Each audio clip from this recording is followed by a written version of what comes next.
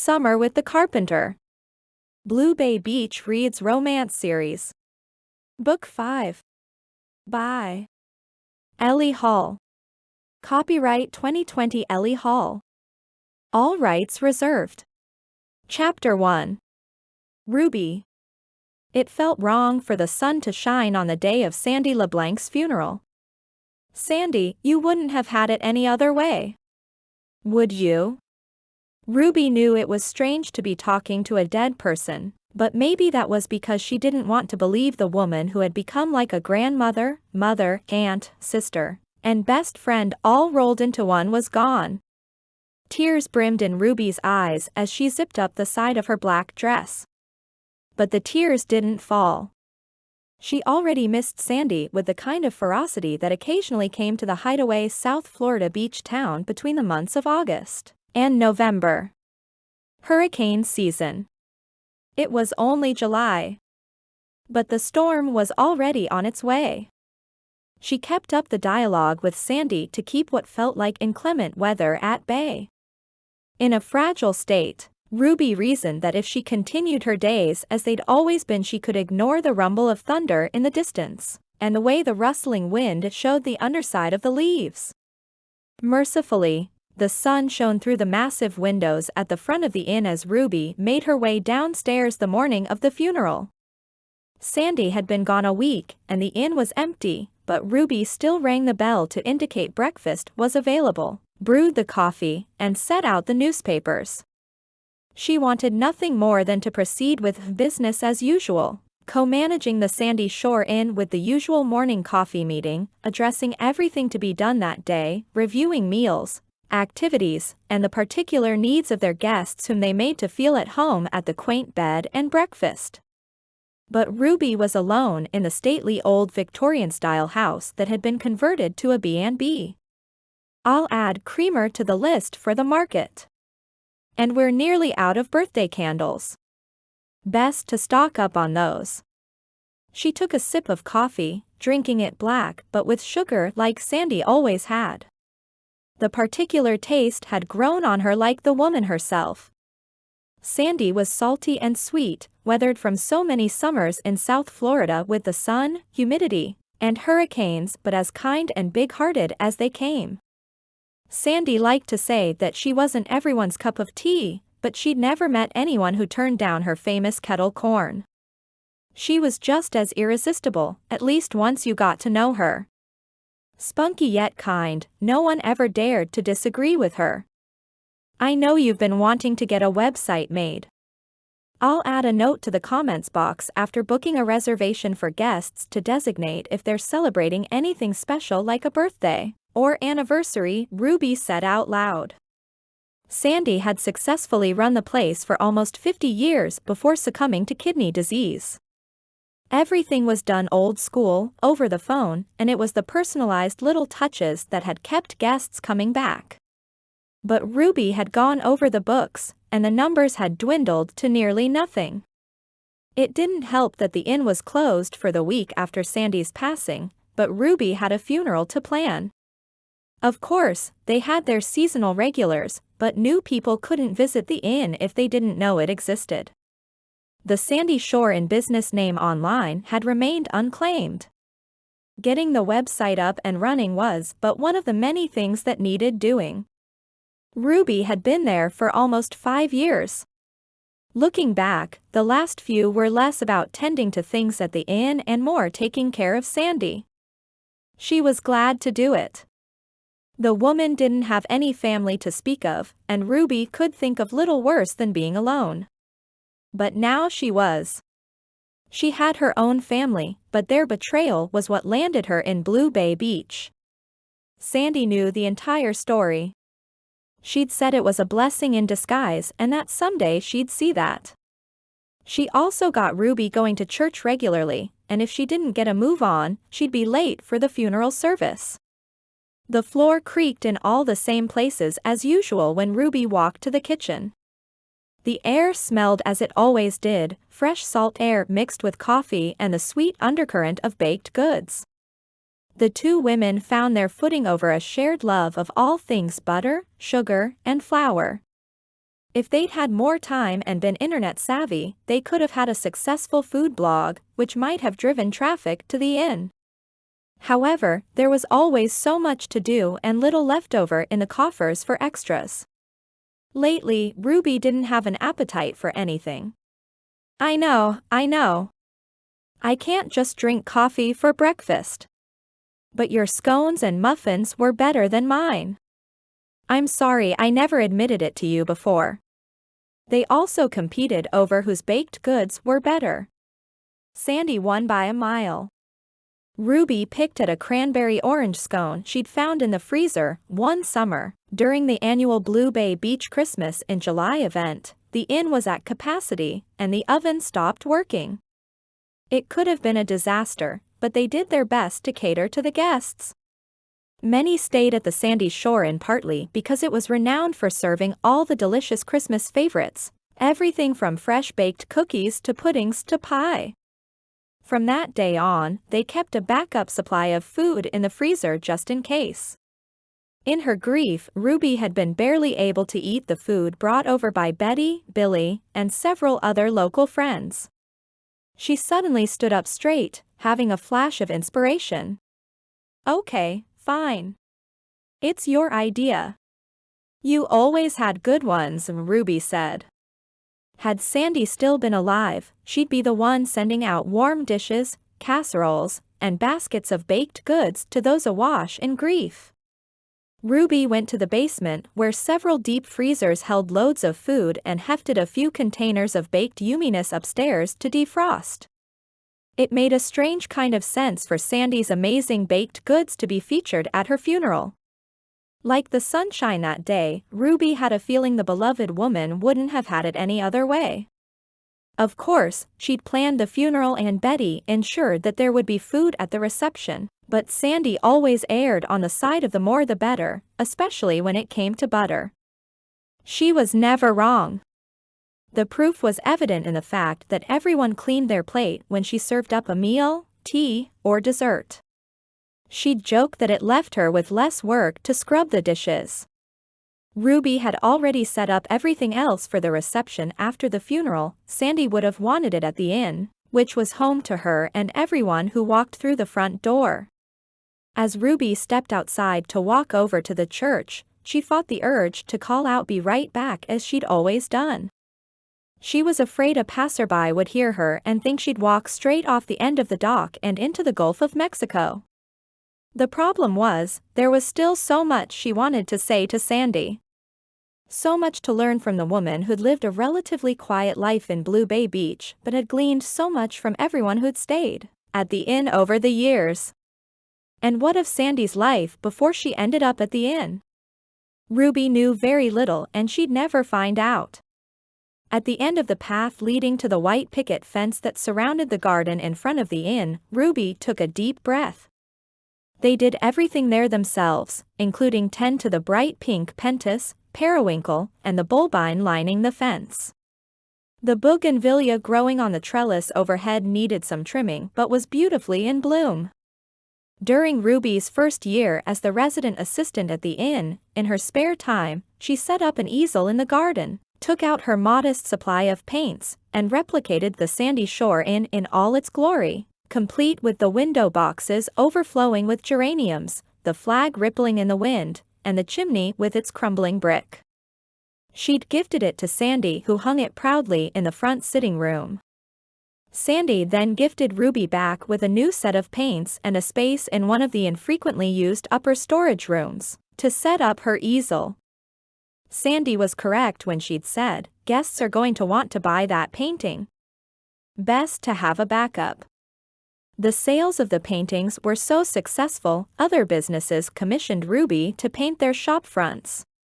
However, short on time because they were busy at the inn, and then with Ruby caring for Sandy when she fell ill, she couldn't do it. As Ruby gazed at the bulbine, she snorted. She never quite captured the yellow-orange of the flower when mixing her paints. Sandy had said it was perfect, along with the portrait she'd insisted Ruby paint of her before she'd passed. Ruby never felt like her art measured up and like it was good enough. Story of her life. Ruby glanced back at the inn. It held up decently well year after year, but was in great need of maintenance. Soon it probably wouldn't be her problem. The inn would likely be taken by the bank or whatever happened to estates that had no heirs. She blinked a few times, regaining her composure as she gazed at her surroundings in Blue Bay Beach, at the soft blues and pastels, the sun-bleached shade of the sand in the near distance, and the bold pops of sun and sky. As hard as that particular day was proving to be, warmth suddenly settled over Ruby. Under her breath, she muttered, "Thanks for making me stay, Sandy." All those years ago, Ruby had thought she was just passing through. Instead, she'd found a new home. Blue Bay Beach was like that. Sandy had said, once it captured your heart, it didn't let go, and if you were lucky, you didn't either. In the church, which was next door to the Sandy Shore Inn, Ruby joined Betty and Gus Lyle. Betty was Sandy's longtime best friend, well, aside from Ruby. Betty gripped Ruby's hand throughout the service. Both offered readings and said a few words about their late friend. While Betty broke down in tears, Ruby kept her voice even, refusing to show anyone how she felt. She'd spent years practicing her pout, her smile, and looks of indifference, or as the bigs in the modeling industry had called, the neutral look. That was the one where she didn't reveal anything. She couldn't let anyone see how much she hurt inside. Afterward, they went to the cemetery. It was the finality of that goodbye that pushed the tears to the front. That made Ruby's lip tremble. Her body fought back a quaking sob. Betty held her tight and whispered, "It's okay to cry." But it wasn't. At least not for anyone to see. She'd learned that lesson. So she held her emotions back along with the thought that her life was going to fall apart without Sandy there. She also wasn't sure where she'd go. She had a bit of money saved up, but the rentals in Blue Bay Beach were costly and few and far between. Returning to New York City wasn't an option. But she couldn't think about the future with so much hurt in the present. After the burial, everyone slowly paid their respects, leaving Gus, Betty, and Ruby graveside. "We should head over to the inn," Betty said softly. She wiped away a tear with a well-used tissue. "I'll be over in a minute. Everything is already set up." Ruby's voice threatened to crack. She needed a minute. Billy was probably there at the inn, welcoming everyone. Her uncle, whom she'd been close to, had passed, and Billy had been one of the few people who seemed to understand how surreal the last week of Ruby's life had been. Billy had been a quiet but kind presence, dropping off food, watering the flowers, and being helpful without needing to be asked, but also not asking how Ruby was doing. There wasn't yet a coherent answer. Fine or good were lies. Billy must have known that. She was one of many amazing residents of Blue Bay Beach. It was that kind of community, and Ruby was thankful she'd been able to call it home. The minister at the funeral had said that Sandy was going home. That God had called her to him, to his heavenly home. But Ruby wasn't ready for her to leave and felt like it wasn't fair to take her so soon. She was only in her late 70s. Their time together hadn't been enough. On one level, Ruby knew it was Sandy's time, and she was in a better place, and all the platitudes she was sure to hear at the reception. It was probably true and definitely well-meaning. But on another level, the ache was deep. Almost selfish. She wanted more of Sandy's salty sweetness. Theirs was the maternal, mother and grandmother, relationship she'd never had. The storm of sobs threatened to come full force. Tears pierced the corners of Ruby's eyes, her jaw trembled, and her chest felt like it might explode. Just then, someone cleared their throat slightly, drawing her attention. For a slim second, Ruby thought Sandy was going to tap her on the shoulder and say, "Just kidding. I'm still here." Of course, no such thing happened. A tall man dressed in black and with a beard shot with auburn stood nearby with his hands clasped, gazing at the ground. Ruby didn't recognize him but refused to let a stranger see her cry. She paid her last respects and turned to go to the inn. Inside, it was full of friends and food, but nothing was the same without Sandy there.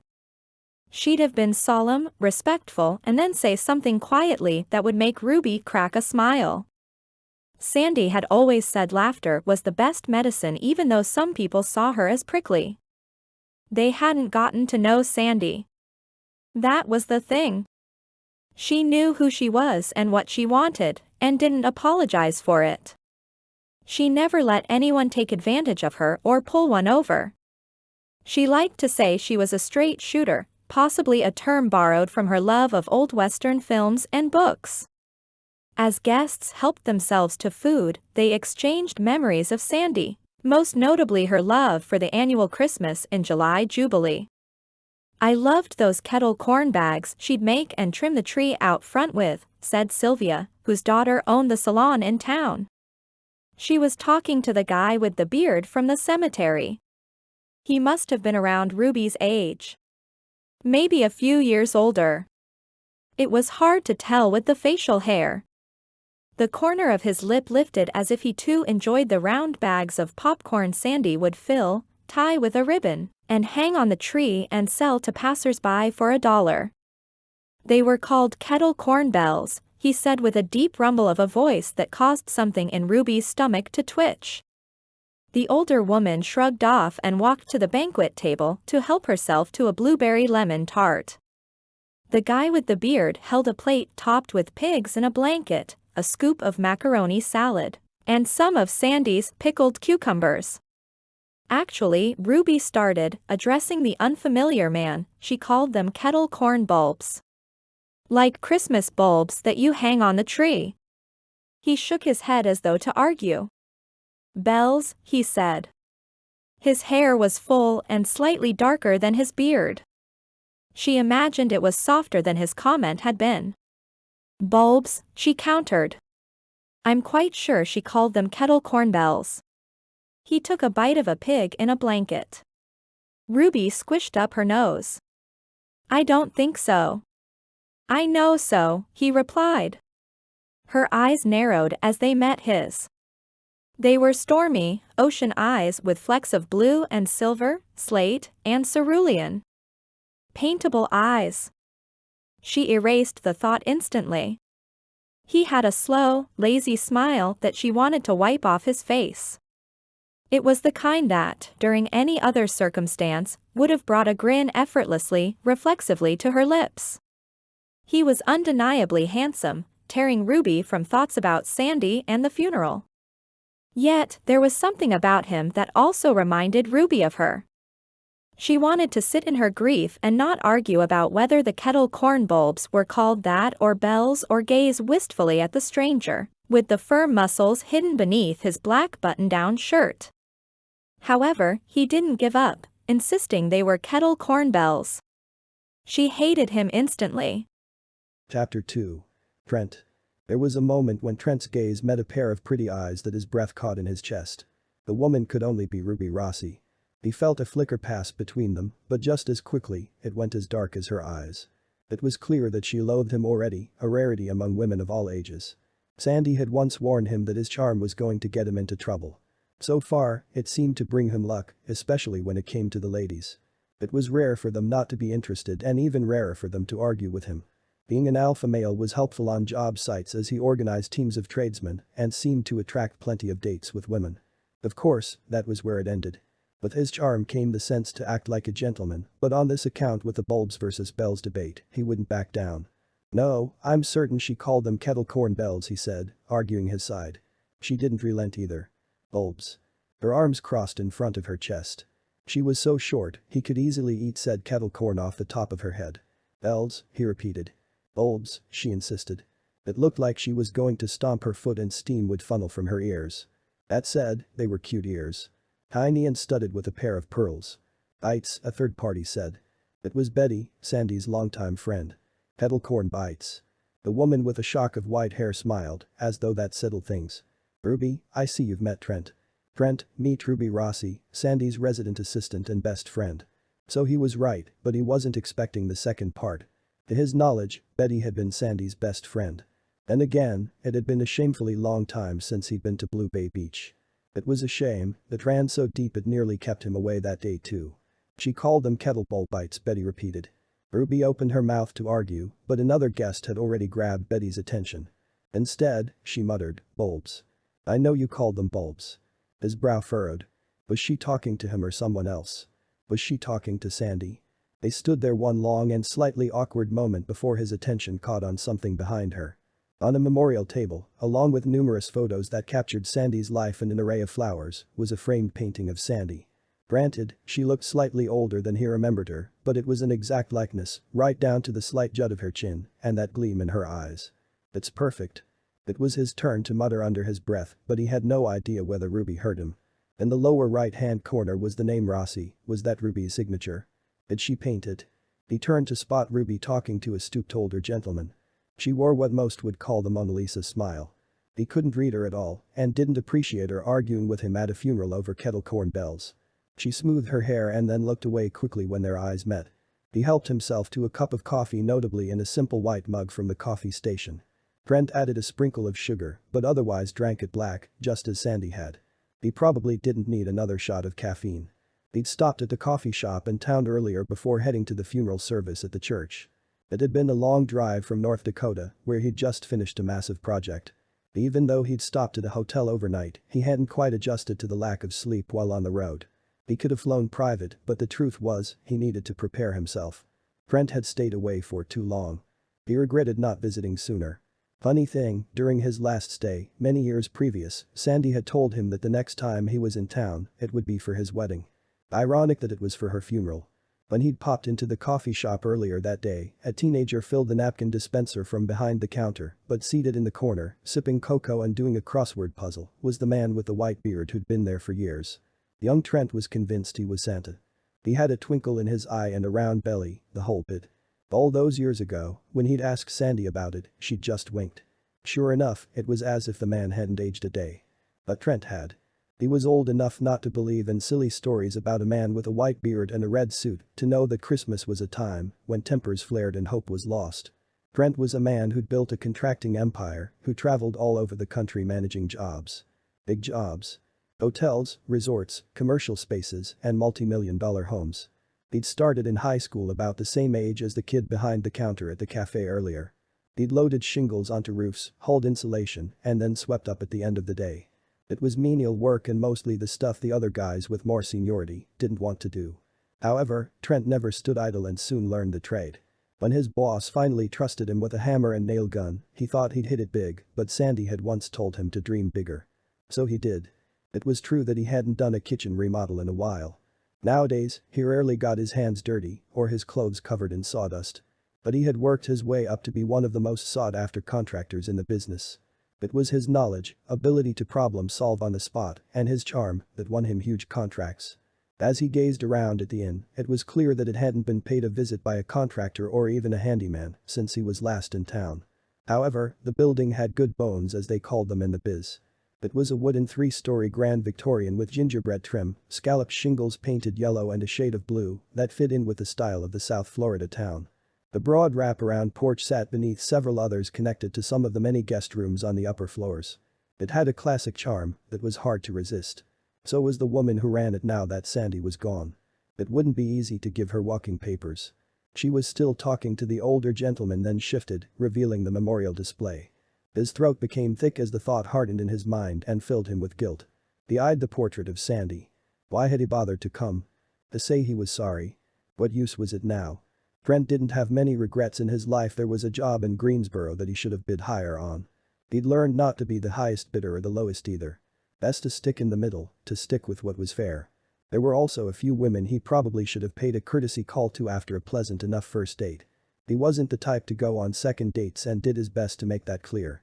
Throughout the next half hour, several female guests approached him and asked how he knew Sandy.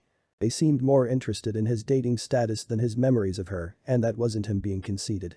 It was the way their hands lingered on his arm, the lift of their gazes, and the soft puff of their lips. They wore the same expressions, had the same body language, and had the same flirtatious purr in their voices as the women who approached him at charity events, sports games, and anywhere else he went. One even asked for his number. He never gave it out period, and certainly not at a funeral. He returned his attention to the painting of Sandy, the reason he was there. For her. Ruby drifted by with a bowl of fruit to put on the banquet table. The guest patted her on the arm and wore an expression of condolence.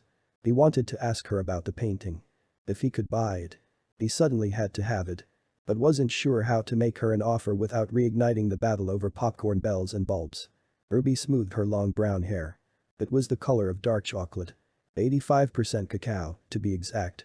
His sister loved the stuff. The darker the better. However, bitterness was about the only thing left between them. Ruby's bangs brushed just above her big eyes rimmed with thick dark lashes. She had the delicate features of Audrey Hepburn, complete with red lipstick above generous feminine curves that were hard to ignore. She had poise, a grace that was at odds with the laid-back, sleepy beach town. She belonged in a tea room or at a table with royalty. He imagined she appreciated Sandy's teacup collection. He was mostly a mug man himself, but had one of Sandy's teacups from her collection that he treasured. Ruby turned slightly, and the sunshine illuminated the slopes of her silhouette as she talked with the family. Trent would be a liar if he didn't also appreciate Ruby's shape. Unlike Audrey Hepburn, she wasn't thin. Rather, she was perfect, at least for him. He let out a long breath. A lot could be said about Trent, but not that he was a liar. He stood by the truth and his word, at all costs. Even if it meant that sometimes leaving part of the truth out of the story. For a man who dealt in lengths of wood, angles, and exact measurements, there was a softness to Ruby that was nearly irresistible. But resisted he would. When the family waved goodbye, she tidied up the banquet table. He sauntered over and whispered in her ear, "Any kettle corn bells out back?" He meant it as a joke, a way to re-break the ice and smooth things over. She startled, knocking her elbow into the firm plane of his rock-hard stomach as she straightened. Her hand clamped over her mouth and she spun. "I'm so sorry." Then her expression darkened. "Oh, it's you. Right. Kettle corn bells. I should have known." She paused, and for a second, he thought she was going to add, "and knocked you harder with my elbow." Instead, she said, "For the record, it's bulbs." He rubbed his firm stomach, mocking pain. She sniffed. "Sorry." That hardly seemed the case. He took a sip of coffee, glad that he hadn't spilled any in the shuffle. "I didn't come here to argue with you." "Then why did you come?" she asked. That was the question he'd been asking himself since he rolled in past Mansion Mile. Well, aside from the obvious, to pay his respects. He had a job that was delayed due to a permitting issue that not even throwing an extra few thousand at it could solve. It gave him the month off, the first stretch of time he wasn't working since he'd last been in Blue Bay Beach. She lifted her eyebrows as though awaiting his response. Maybe right then wasn't the best time to ask about the painting. He looked at the gaps in some of the crown molding, a water stain on the ceiling, and the single-paned windows. Seems like this place needs a little TLC. Sandy loved it well enough. I do too. You can love something and still want to improve it, want what's best for it, and ensure that it lasts. The words were stiff, weren't coming out right, and not the usual way he charmed customers. Not that she was one. He'd have the place looking perfect in no time. That was another reason he brought the truck with the toolboxes and retractable bed cover, filled with everything he'd need before he put the building on the market. Sandy said not to trust contractors. The corners of his lips dipped. Really? What else did she say? He asked, suddenly curious about their relationship and why Sandy would say such a thing knowing that was his profession. Ruby grunted in response, glancing around the room as though looking for a way out of the situation. However, he couldn't help but notice a spot of color had risen to her fair skin. Trent cleared his throat. I take issue with that. True, there are plenty of fly-by-night blow-and-go guys who don't care about quality or customers. But it's also true that countless contractors take great pride in their work, do what they say they're going to do when they're going to do it, and leave the customer in a happier home than when they'd arrived. Sounds like you know what you're talking about. I do. Cabot Building and Carpentry Incorporated. Licensed and insured. He smirked. I wasn't done talking, she huffed. Sounds like you know what you're talking about, except when it comes to kettle corn bulbs. That again. She didn't give up, did she? Well, neither did he. The floor needs refinishing. He pointed. I see there are some stair railing spindles out of code, and the wainscoting is not only out of date, but really busted up. Sanding and painting it would be an improvement in the very least, but removing it would be best. I think Sandy would approve. Why would Sandy trust you? Why would I, especially when you've got it wrong about the Christmas kettle corn popcorn bulbs? I suppose you shouldn't. But I am honest, fair, and skilled. I'd also like to stay the night. There's no vacancy. I'd rather not sleep in my truck, and the Sandy Shore Inn is the only game in town. No vacancy, Ruby repeated. She was feisty. His lips quirked. I don't take up that much space. Oh, I can tell that you do. Was it a criticism of his large stature or was she flirting? No one is staying here right now. I'm also Sandy's grandson. Then just because she was starting to get under his skin, he added, bells. Best to have the last word. Chapter 3. Ruby. It took Ruby a moment to decide which ridiculous notion to reply to. The massive man with big hands and broad shoulders couldn't possibly be Sandy's grandson. And he was definitely wrong about the whole bells thing. Betty bustled over. Sorry, I couldn't talk more before. I suppose I shouldn't be surprised that this many people came to the reception. Sandy was such a fixture in town. I used to tease that she could run for mayor. Gus appeared and wrapped his hand around his wife's shoulder. How are you holding up, dear? Have you had anything to eat? Drink? Betty nodded. And I see you've helped yourself to some of the cowboy cookies that Chevy brought. He had a few crumbs on his black shirt. Gus smirked. Speaking of Chevys. My Trent, you've grown into a beast of a man. He chuckled. I mean that in the nicest of ways. But I doubt you'd fit into the old Corvette. Remember that ride we took? Yeah, and you let me behind the wheel over by the drive-in. Nice to see you, Mr. Lyle, Trent said politely. They shook hands. Oh, you can call me Gus now. It's been years. 20 at least. Gus, Betty scolded. Am I understanding correctly? You let Trent drive the Corvette that time he visited? He was barely 12 years old. Gus winked. I had our boys behind the wheel on their 10th birthday. She swatted him gently on the arm. Ruby had a feeling they'd be talking about it for the rest of the day, month, possibly for years to come. The conversation confirmed that Trent was indeed Sandy's grandson, which meant she must have had a son or daughter, and never told Ruby. Why? Her eyes misted. She looked away. Her thoughts drifted. Someone set down their drink on the coffee table and didn't use one of the coasters Ruby had painted and Sandy treasured. The glass was sure to leave rings on the wood. Guests entered and exited, not taking care to close the screen door gently behind them and instead letting it slam into the wood frame with a clatter. The spring was faulty. That was something Sandy had meant to get fixed. Someone else leaned against the mantel, upsetting the framed photo of Sandy in front of the inn when she first bought it. Ruby wanted everything to remain just as Sandy had left it. To preserve the woman's imprint on the space. To keep her there. Ruby wasn't ready to say goodbye. However, Betty and Gus said their goodbyes, leaving Ruby and Trent standing there alone. She never mentioned you, Ruby said to him. She waited for his face to fall with disappointment the same way she felt herself splinter into pieces when she learned who he was. She waited for his face to crack into a smile and for him, Betty, and Gus to return, laugh, and tell her it was all a joke. Or a misunderstanding. Or something. How could the woman whom she felt closest to in the world hide the fact of her family? Ruby wasn't particularly close to her family, but Sandy knew about every piece of Rossi dirty laundry inside and out. How much for the painting? Trent, the big, stubborn oaf, asked. Okay, fine, it wasn't fair of her not to include handsome, but she didn't want to think about that right then. And he wasn't an oaf as far as she could tell. Just obnoxious. Also, he infuriated her. It's not for sale, she said. Everything has a price. That painting doesn't. Neither did the inn for all the memories it held, but soon it would slip through her fingers. Is that your signature? He asked, pointing to the lower right-hand corner. She nodded.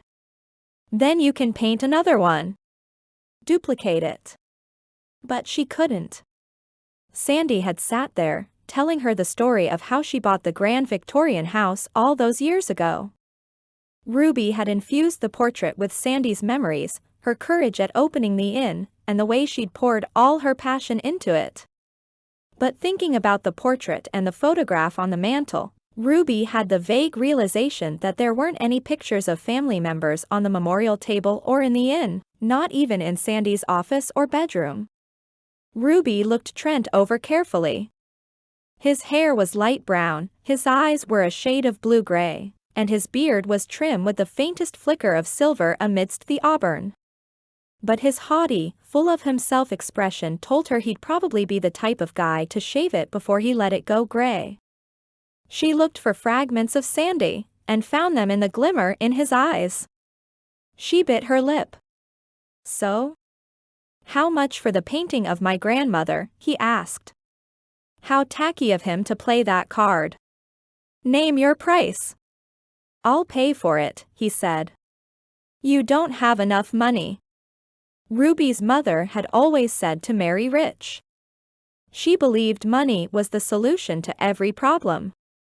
Too bad even after taking all of Ruby's savings, her theory proved false. And whatever problem you're looking to solve, the solution won't be found by writing a check or gazing at a mediocre painting. Hardly mediocre. It's perfect. Warmth at the comment teased Ruby but quickly disappeared, replaced with the dark thought that nothing she ever did was perfect or good enough. The thoughts she fought to keep out of her mind must have snuck in at the reminder of her mother. Her skin felt prickly all over and the dress suddenly too tight. Trent set down his coffee mug. And why do you think I'm trying to solve a problem? Because you came here after all this time. I came to pay my respects. Then, please, have some and stop trying to buy my painting. Then just to be a brat and because of his comment about bells, she added, bulbs. Then she stormed away. The memorial service was over too soon, but Ruby also wanted to be alone. Alone with her thoughts, questions, and grief. Betty struggled with the folding table and Trent appeared, helping her with it. Gus stacked the remaining extra chairs that they'd set out. Betty paused in front of the painting of Sandy and her shoulders lifted and lowered with a sigh. Trent placed a hand on her arm. Betty patted it. It was Ruby who should have been over there comforting the woman, her friend. Instead, it was Sandy's imposter grandson. Yet, they seemed to know each other and have fond memories. Why didn't Ruby know about this? You'll stay here, right?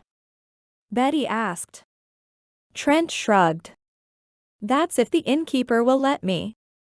Betty smiled as though he was joking around. Of course, Ruby will. The inn has been vacant for the week. It'll be nice to have a guest, isn't that right, Ruby? She felt her face blanch but plastered on one of her practiced smiles and said, of course. Wouldn't want him on the street. Oh, but she would. After Betty and Gus left, Ruby brought some of the extra chairs and items out to the back shed. Trent was on the phone by an obnoxiously large truck. There was no denying that the guy was ruggedly handsome with his chiseled jaw, beard, and frame built for masculine things like hiking expeditions. He probably led them in Nepal in his spare time. He glanced over from the back parking lot and gave her a little wave like he could read her thoughts. Her cheeks warmed. She told herself it was the glow of the golden hour, the time of day just before sunset when the world was cast in warm, buttery shades of marigold and honey. It was her favorite time to paint, but so fleeting that she rarely captured the colors with accuracy. Her cheeks flushed, and she was sure they matched the hibiscus growing by the bench in the garden as she passed. She would not let someone as arrogant and stubborn as Trent get her flustered. No, she'd focus on why Sandy never mentioned that she had an incredibly attractive grandson. No, just the grandson part. Sandy and Ruby had once watched a documentary about mountaineering. In peaks over a certain elevation such as Mount Everest, there was an altitude called the death zone where there was limited oxygen. If a hiker stayed there for too long, their body would shut down. Go kaput. Game over. If Ruby's attention lingered on Trent's defined arms and broad shoulders too long, she worried he'd turn around and catch her staring. Then their eyes would meet, and it would be all over for her. Death zone for sure. But it wasn't only that. No, she knew the truth about herself, more precisely her appearance. Her mother had been wrong about a lot of things, but one of them was that she was no longer attractive. Sharon Rossi's exact words had been, "a minute on the lips and a lifetime on the hips." And Ruby had hips. That was for sure. She didn't mind her body. In fact, she reminded herself of Renaissance paintings when women were voluptuous, had more padding. But her mother disapproved. Presumably, men did too, as evidenced by the fact that Ruby had been single for a long, long time. Her relationship with her body was mostly favorable, but complicated by her mother's voice in her ear, nagging and criticizing her. It wasn't one she wanted to listen to, but from repetition had worn a groove in Ruby's mind that was hard to shake. She didn't wait for Trent to give her a look that proved Sharon was right. Instead, she went inside. That night, Ruby hardly slept. It was partly because of the long day, the loss, and how her mind churned with memories and thoughts. Thoughts about Sandy, and how she'd never mentioned her family. Then there was the visit to the lawyers the next day. It wasn't something she was looking forward to, especially because it meant she'd have to figure out what her next move was. Would she be able to figure out a way to stay in Blue Bay Beach, or would she have to say goodbye? That would have been the moment to cry. Even though she was alone, and Trent was probably sound asleep in the room downstairs, she forced away the tears. There would be time to weep later. The next morning, Ruby followed her normal routine, if a little sleepily.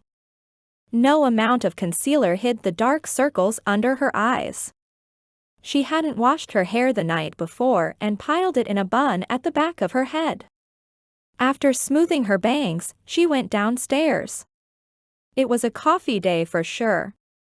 She brewed a fresh pot, rang the bell to indicate breakfast was available, even if it was just leftover pastries from the reception, and set out the newspapers. She leaned on the sink in front of the window overlooking the backyard when a disturbing fact hit her. Yes, she was going to the lawyer's office for the reading of Sandy's will, but it was only so she could be informed if there was anything she needed to relay to the new owner. There was the toggle on the hot water heater that sometimes needed tickling, the cranky spigot in the back garden, the loose floorboard on the third floor. Before, she thought it would be the bank. It was then she realized Trent would inherit the inn. Sandy's grandson. Given the fact he was the only family member who showed up at the funeral, he was likely the heir. Her chest sunk. It stung. Why hadn't Sandy told her? She'd told her everything else that came to mind, always add cinnamon to oatmeal. The best sea glass came from the northern beach by the breakwater after a storm, and falling in love was dangerous if you weren't ready. Not that Ruby needed the last bit of advice. Falling in love wasn't going to happen anytime soon. "I guess this is it," she said. "You left this place to Trent. You didn't tell me. I get it. Maybe I was just the help. I'll pack soon. I wish we could have spoken to each other one last time. Goodbye, Sandy." Her eyes filled and she closed them, blinking away her sadness. The stairs creaked, and Trent trotted into the room. "Good morning," he said. "Did someone else stay last night?" She shook her head and sniffed, then took a sip of coffee, ignoring the ache of loss and sudden confusion. "I thought I heard you talking to someone." "Nope. No one." The words were stiff. Sandy wasn't no one, but she felt betrayed. It wasn't that she owed Ruby anything. Of course, the inn was hers to leave to whomever she wanted. But a small part of Ruby, the part that hadn't yet figured out where she'd go next, had hoped that if the bank took it, she could work something out with them, get a loan or something and buy the inn, keep the legacy going just as Sandy would have wanted. Then again, perhaps that wasn't what she wanted, given Trent's appearance. He opened a cabinet and then another. "Where are the teacups?" he asked. Of course, he knew about her teacup collection. "You drink tea out of a teacup, not coffee," she said, sharper than she meant. He grumbled. "I see someone woke up on the wrong side of the bed. As for me, I slept like a king." "Yeah, a king about to inherit a castle." "Glad to hear." Sandy always said there was something special about the air in Blue Bay Beach. "Yeah," she said, "it was magic. The kind that makes you fall in love." His ocean eyes weren't as stormy as the previous day and his gaze locked with hers. There was a twinkle there like sunshine sparkling on the water. A buzzy feeling, like Ruby had drunk too much caffeine, even though her mug was still full, zipped from her stomach to her limbs. Sandy always said she loved this place. Trent looked around at the kitchen, then smiled when his gaze landed back on Ruby. He settled against the counter like he meant to stay a while. Given the fact that he'd inherit the inn, she hoped so. At least then he wouldn't sell it only for it to be picked up by a big-shot real estate developer. Billy and the town had nearly been victim to a resort investor the summer before. Now, she was married to the guy. Go figure. She sure did love it. Me too. I really love it. You? He asked. Yeah, she answered. I love it. But she practically choked over the words. He smirked. She got the feeling there was a lot that Ruby didn't know about the inn, Sandy, and Trent. But that she'd soon find out. Chapter 4. Trent. If given different circumstances, Trent imagined Ruby was usually perky in the morning. She had bright brown eyes, and the delicate point of her chin made him think she usually smiled. Not that day. She seemed tired, heavy-lidded, and sluggish, which was understandable considering the funeral the day before was exhausting, and the recent loss heavy. Despite the emptiness he felt over losing his grandmother and the regret at not visiting her more often, he'd slept well. Like a champ. It was probably the long drive and the salty sea breeze that lulled him into blissful rest. Also, the bed and breakfast had all the comforts of a home you didn't want to leave. Given the fact that he was the only relation Sandy had, he imagined he'd be there for a week at least as he figured out the next steps he'd take to finding a new owner and selling the place. It wasn't ideal, however, given his demanding job, he wouldn't be able to run the inn. Surely, there would be someone who'd gladly take the torch. Maybe even someone in Blue Bay Beach. He didn't want to see it go to a real estate development firm, but his brief assessment of the structure during the last 24 hours was that the building itself had seen better days and wouldn't prove much of an asset to him. Better let it be someone else's liability. Someone with the time to repair, update, and remodel the place. Trent finished his coffee in one long sip. When he set it down, Ruby was staring at him. He'd stared at her plenty. There was no denying the fiery and feisty woman was a sight to behold even half asleep on her feet. Whatever you do with this place, please think of Sandy, she said. It was as if she'd read his mind. Of course, he said and got to his feet. He meant it too. She got up as well. They did an awkward shuffle as he pushed in his chair and she tried to get by, knocking into him with her shoulder. It was more forceful than the elbow to his gut the day before, but sent a jolt through him just the same. I'm sorry. Her cheeks flushed. He held his hands up in a sign of surrender. Do you have something against me? Think if you hit me hard enough you can get rid of me? He asked the questions with a smile on his face to show her that he was joking. No, I'm just tired. Long day. Longer night. If you're going to wind up and punch me next, give me some warning, okay? He laughed lightly. She did not. I'm kidding around with you. She exhaled as though it had been a while since she'd been in a joking mood. There's nothing funny about this day. Anyway, we'd better get going. Are you coming to the lawyer's office too? Figured I'd better, in case Sandy left me any instructions, she said. She probably wanted some closure. Everything from the funeral to the reception to little things helped a person say goodbye. On the way out, Trent passed an open cupboard and tried to close it. It popped back open. Ruby knocked on it twice with the heel of her hand, and it stayed closed. See? Stuff like that.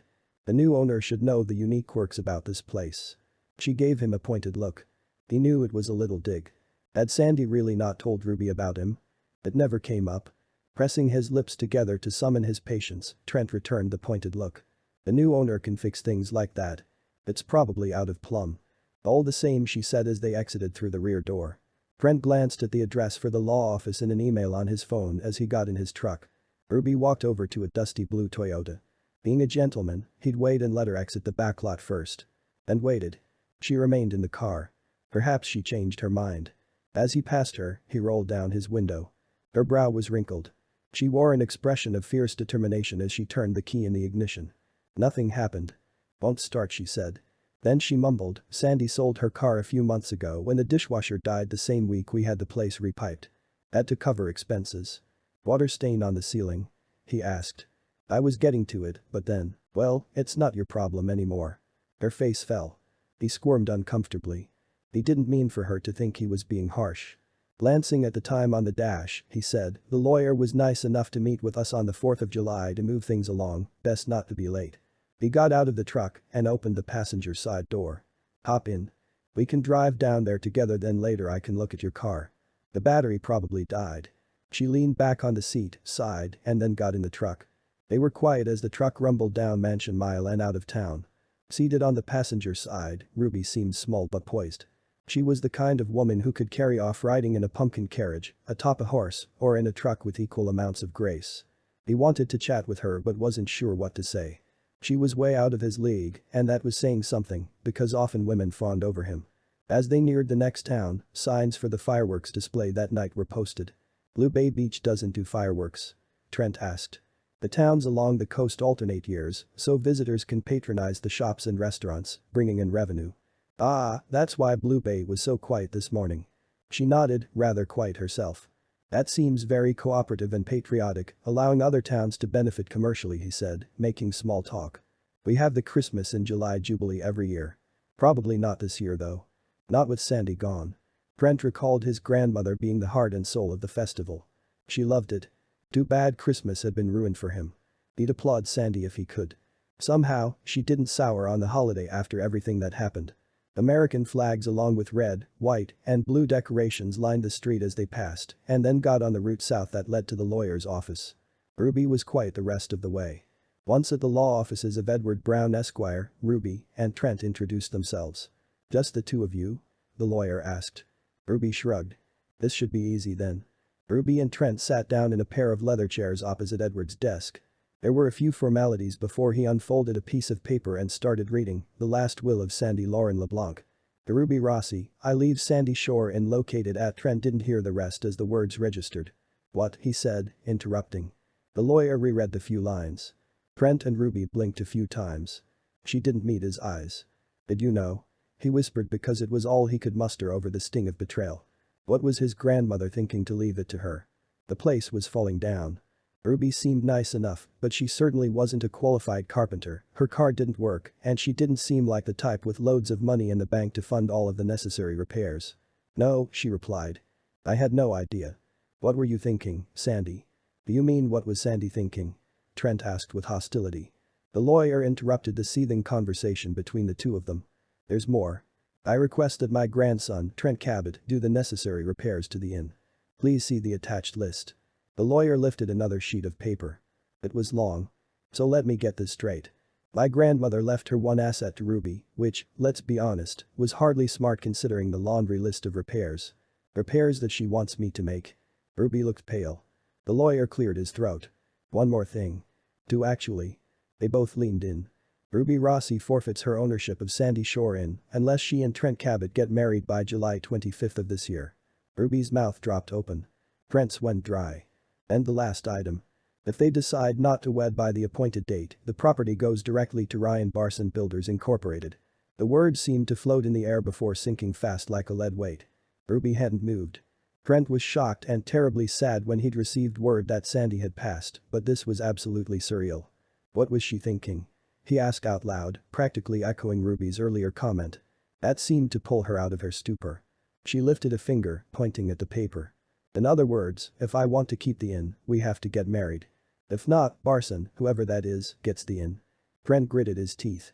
Brian Barson is my biggest rival and the biggest real estate developer in the region. He has a contracting arm. Everything is done in-house.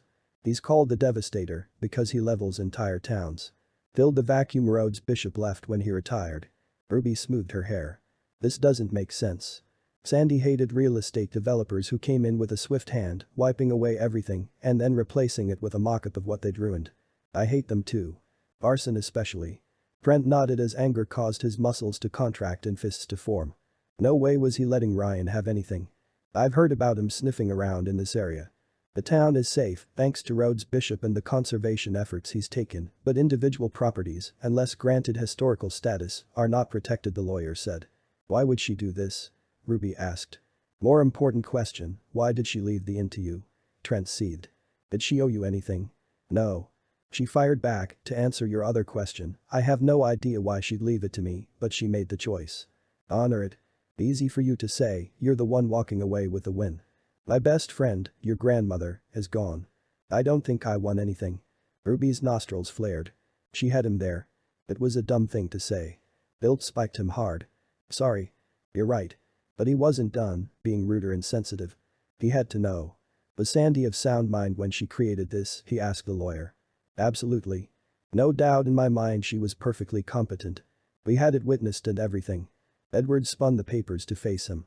Sure enough, the documents were in order, and the black ink was stark with the reality of his grandmother's wishes. He just didn't understand. The regret over not keeping in better touch with her built like storm clouds. I get the inn, Trent fixes it, and we get married, otherwise it goes to a real estate developer, Ruby repeated as though also still trying to understand. There has to be another way, he said to the lawyer. Ruby lifted her gaze, hopeful. Is there? Edward folded up the papers. I'm afraid not. It's ironclad. I'll make you both copies. He exited, leaving them both in impenetrable silence. Moments later, Edward passed them both the copies he'd promised, offered condolences for their loss, and then said, Happy Independence Day. It felt like nothing of the sort. Trent had been independent. He wasn't the type to settle down. They returned to the truck. Without a word, he started driving back toward Blue Bay Beach. The traffic thickened the closer they got to the town advertising the 4th of July festivities. Eventually, it slowed to a crawl. He should have expected the roads would be busy. People lined both sides of the street, pulling wagons filled to brimming with food, blankets, and picnic items. Families pushing strollers and loads of kids riding bikes past. Some held flags, streamers, and balloons. Is it like this every year? He asked. Yeah. I wasn't thinking ahead, preoccupied. Ruby's voice cracked. At least your truck has air conditioning. She sighed. He took it that her Toyota did not have AC. As I said, I can look at your car for you. If there's a major problem, Tucker, who owns Gus's shop now, can probably repair it. Going somewhere? Ruby looked around at the gridlock traffic. Not anywhere fast. He meant it casually, wondering her thoughts on the will and the inn. It was all he could think about. They sat there for several hours, inching along, both likely thinking about what the lawyer had relayed. After a while, Trent muttered, What do we do? That's easy enough. Go back to the inn. It's my place now. She sounded resolved. Not unless you get married, he corrected. We get married. There was no mistaking the emphasis on the word we, and there was no affection in her tone. He started laughing. In that case, let's go celebrate our last night of being independent. The way down the road, when there was a space big enough for the truck, Trent pulled off and parallel parked. You want to watch the fireworks? Ruby asked. And eat funnel cakes and sing the national anthem, and if it gets hot enough, swim in the ocean. He laughed, feeling like something inside of him had sprung loose, or maybe it was connecting, a tether that had brought him back to Blue Bay Beach after so many years. Her cold expression said that celebrating was the last thing she wanted to do. He cut the engine. The last thing my grandmother said to me was that next time I came to town, I was going to get married. That was decades ago. I didn't intend to stay away for so long. Ruby's eyes widened. She and I only met about 5 years ago. It was surprising enough that Sandy left her into a veritable stranger and stipulated remodeled the place. But that he marries the woman, who was as stubborn as she was pretty, blew his mind. He wasn't the type to settle down. He liked his independence. However, as Ruby gazed out at the sea of people and the Gulf waters beyond, she wasn't just pretty, she was gorgeous in a classical way. Despite his internal protests, he feared that he didn't stand a chance. Chapter 5. Ruby. As Ruby and Trent joined the crowds lining the street and moving toward the long stretch of boardwalk and beach, she was suddenly lost in a sea of red, white, and blue. Everyone, young and old, wore the colors of the U.S. flag to show their patriotism. Some people even had hair dye and face paint. She felt out of place wearing black, but it hadn't occurred to her to dress for the occasion. Ordinarily, she participated in the local holiday events but didn't plan on going that year. Trent had been ahead of her as they moved through the crowd, but she suddenly didn't see him. He was tall, so that helped, but some people had their kids on their shoulders, wore goofy hats, and carried balloons and flags, obscuring her view. She tried to remember what he had been wearing. A blue t-shirt? Yep. It hugged his biceps and the firm swath of muscle across his chest. That was a double whammy. He wore blue, meaning he blended right in, and he looked good in it too.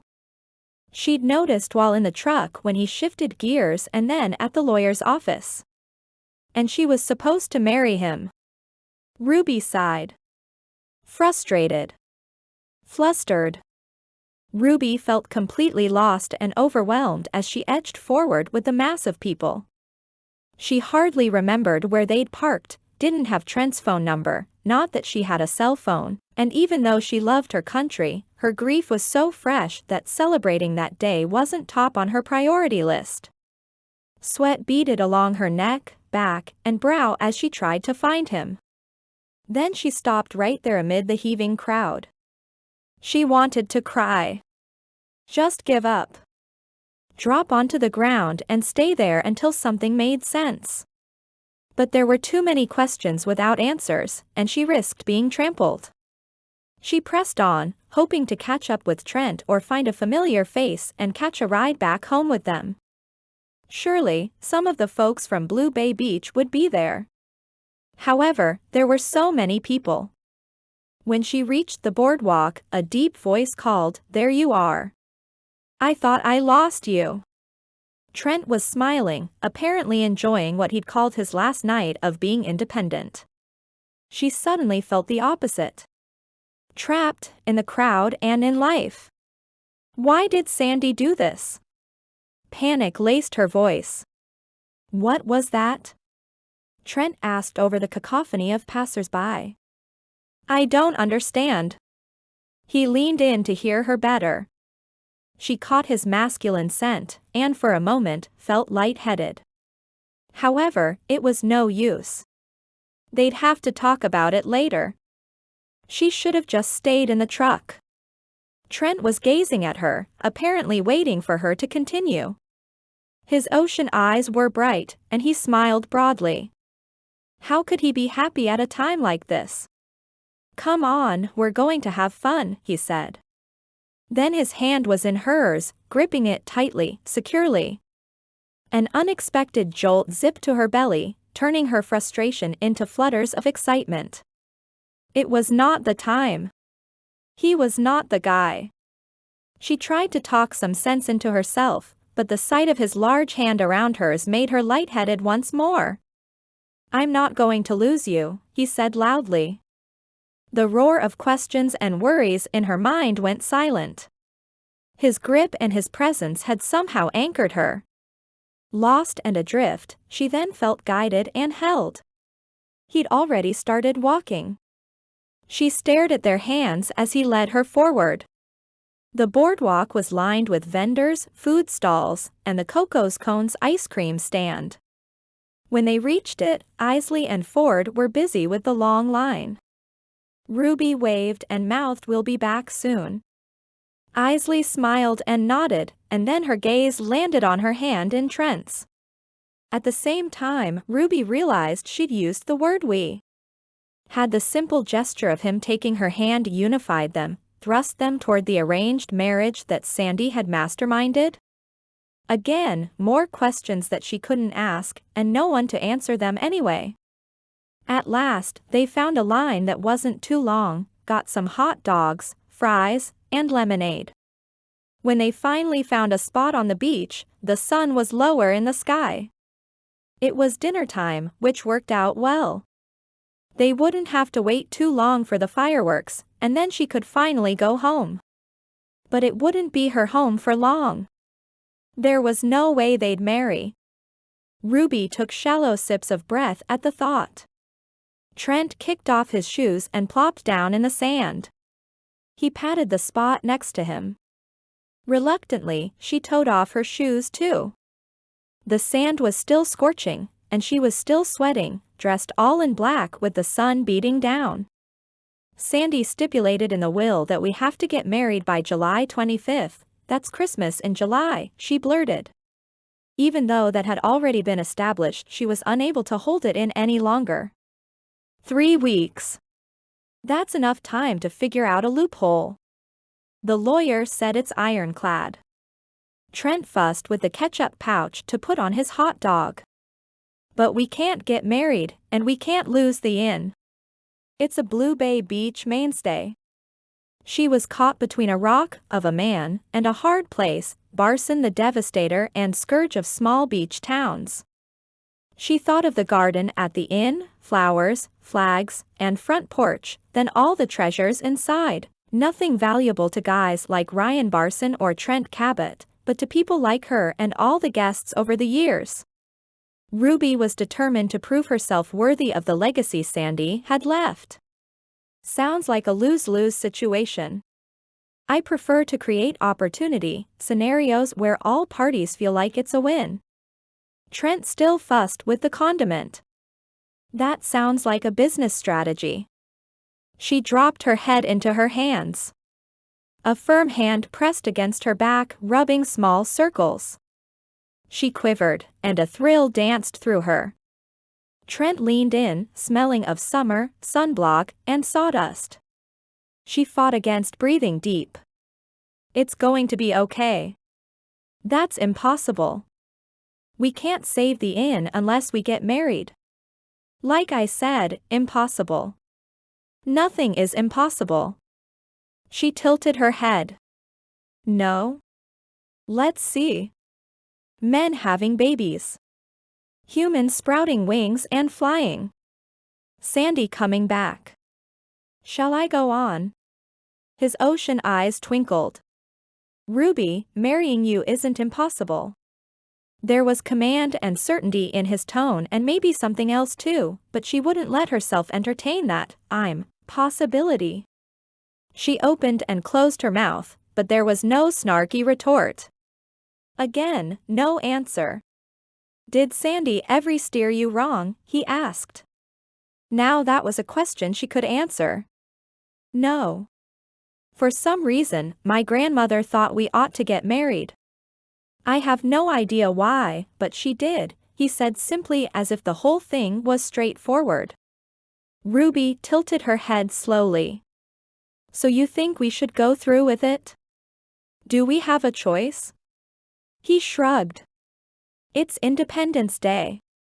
This country was founded on that very premise. Of course we do. She was flabbergasted. Fair point, but the alternative to getting married is dismal. It's not better than just saying yes. A deep V formed between Ruby's eyebrows.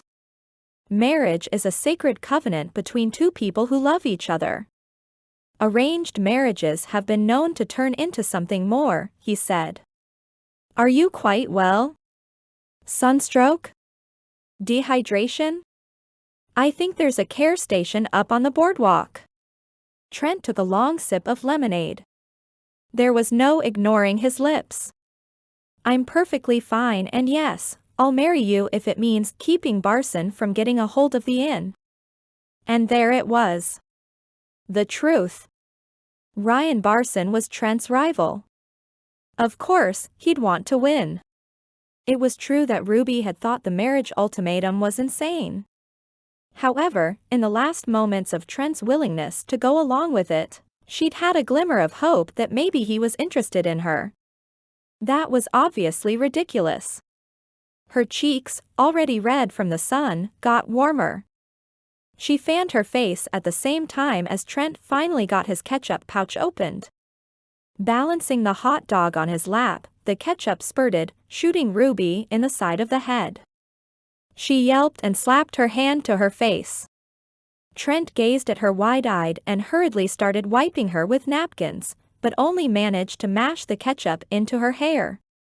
As he leaned over to get a few more napkins, he must have squeezed the mustard pouch, and it too nailed Ruby in the nose. She gasped. "What are you doing?" He held his hands up, and his hot dog rolled into the sand.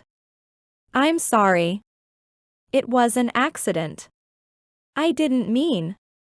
She knew that but was still peeved as she grabbed the napkins from him and did her best to wipe off the condiments. He stared sadly at the hot dog in the sand. "I was really looking forward to eating that. You can have half of mine and the fries. I'm not all that hungry." She was tearing the hot dog and bun in half at the same time as a kid ran by spraying them, the hot dog and the French fries, with sand. Trent groaned. "What the?" Ruby tried wiping the hot dog halves off, but it was no use. The white sand made the fries look especially salty but rendered them inedible. They were a lost cause. "I'll get us some more," Trent said. There was no shortage of food or vendors, but the lines were terribly long. "Want some ice cream?" he asked. "You don't have to trouble yourself. It's no biggie." As he started to get up, a flock of seagulls descended, drawn by the food in the sand. Trent tried to shoo them away, and everyone nearby started to shuffle around, protect their picnics, and holler at the birds. Ruby also got to her feet at the same time something wet and sticky landed on her shoulder. She hopped back. A bird had gone to the bathroom on her, and she then bumped into someone who spilled soda down her entire front. She profusely apologized, but everything was chaos. Trent was hopping from foot to foot because the sand was hot. His eyes landed on her, then widened. Squawking, the birds finally flew away, and everyone else settled down. "I see they got you," he said, standing in front of her. "I'm sorry, I used all the napkins." "Yeah, on the ketchup and mustard. If it's any consolation, they got me too." He turned around. All down the back of his blue t-shirt were bird droppings. "It's bad," she said. And he lifted his arm to reveal a brown circle dotted with rainbow sprinkles on his blue t-shirt. He tilted his head to the family behind us. While I was waving my arms, a kid carrying a cone ran into me. Ruby blinked a few times, shell-shocked by what just happened. Then a strange feeling came over her. It pushed past the stone of sadness that rested in her chest. It almost vibrated with its urgency as it pulsed through her. All at once, laughter poured out of Ruby. Hysterical laughter. Trent's eyes crinkled, and he joined her. They stood there in the sun, laughing at the absurdity of the situation. Then Ruby abruptly stopped. Sandy always had such a sense of humor. Trent grinned, tossed his keys and wallet in his shoes, then took her hand in his. That time, when their palms pressed together, a wonderful thrill rocked through her, igniting her skin as he led her to the ocean. They splashed into the shallows, and Trent dragged her deeper until they could both dip underwater. She welcomed the warm liquid and took a moment while under the surface to rub the ketchup and mustard out of her hair. When they both bobbed to the top, he was smiling, and then he splashed her. "Hey," she called, splashing him back. He did it again, and they were splashing each other and laughing once more. With a scoop of her hand, she got him right in the face. "Oh, you're playing dirty?" Trent lunged, grabbing hold of her and dunking them both under. His grip was firm around her, and their legs tangled together. She felt light, carefree, like she was a secret mermaid, and he was Poseidon. She hadn't had fun like that, ever. When they surfaced, he had a gleam in his eyes like he was going to dunk her again, so she lifted up then pressed down on his shoulders. They both splashed backward, playfully wrestling in the ocean. His touch tickled her and made her feel fully alive. She gurgled a laugh and scooted just out of his reach. His laughter was low and throaty as he drove forward like a football player, grabbed her around the waist, and once more they dropped into the water. "Say uncle," he said. "Is that like Mercy?" she asked, recalling childhood games. "Yep." He kicked his feet up and floated by her side. She did the same and closed her eyes as sudden guilt swept over her like a wave. She shouldn't have been having fun so soon after Sandy had passed. As if knowing what Ruby was thinking, Trent reached for her hand. They floated together as Ruby quietly struggled with confusion over how she felt and how she thought she should feel. Fun was not on the menu. Neither were hot dogs and fries, apparently. A voice as quiet and still as sifting sand said maybe that was the point. To show her that life goes on, and that Sandy wanted her to be happy. That was why she brought the two of them together. No, that was impossible. Or was it? What was impossible was that the disaster of an evening could get worse. However, just then, it started to rain. Big, fat drops fell from the sky. Ruby hadn't even noticed the clouds roll in. Chapter 6. Trent. Trent kept his hand laced around Ruby's. There was no way he was going to lose her in the crowd again, especially as people panicked in the sudden rain shower and raced toward cover in their cars. As he and Ruby got to shore, he whooped with laughter. He had a feeling she was going to tell him there was nothing funny about the situation, but he begged to differ. The entire day had been absurd.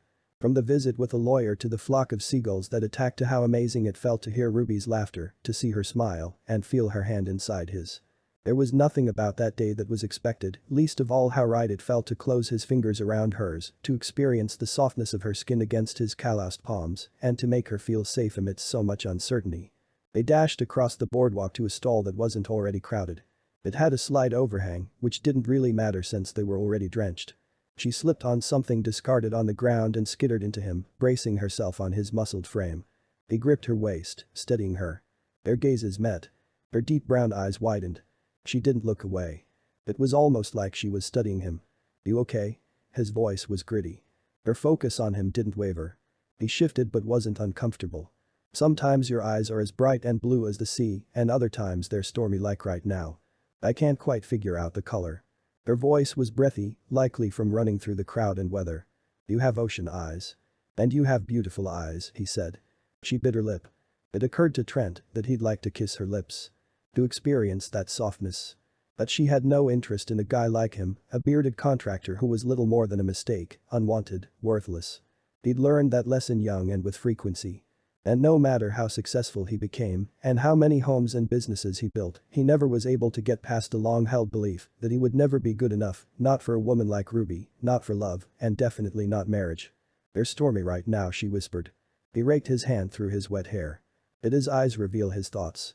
"Could be the weather," he choked out, stating the obvious. She shook her head slowly. "No, it's more than that." The prickle of discomfort gave way to a thought that was as soft as the rain, which had slowed. Maybe she saw something else in him. Perhaps that was why Sandy brought them together, because Ruby would be able to see the deep-down truth that was inside.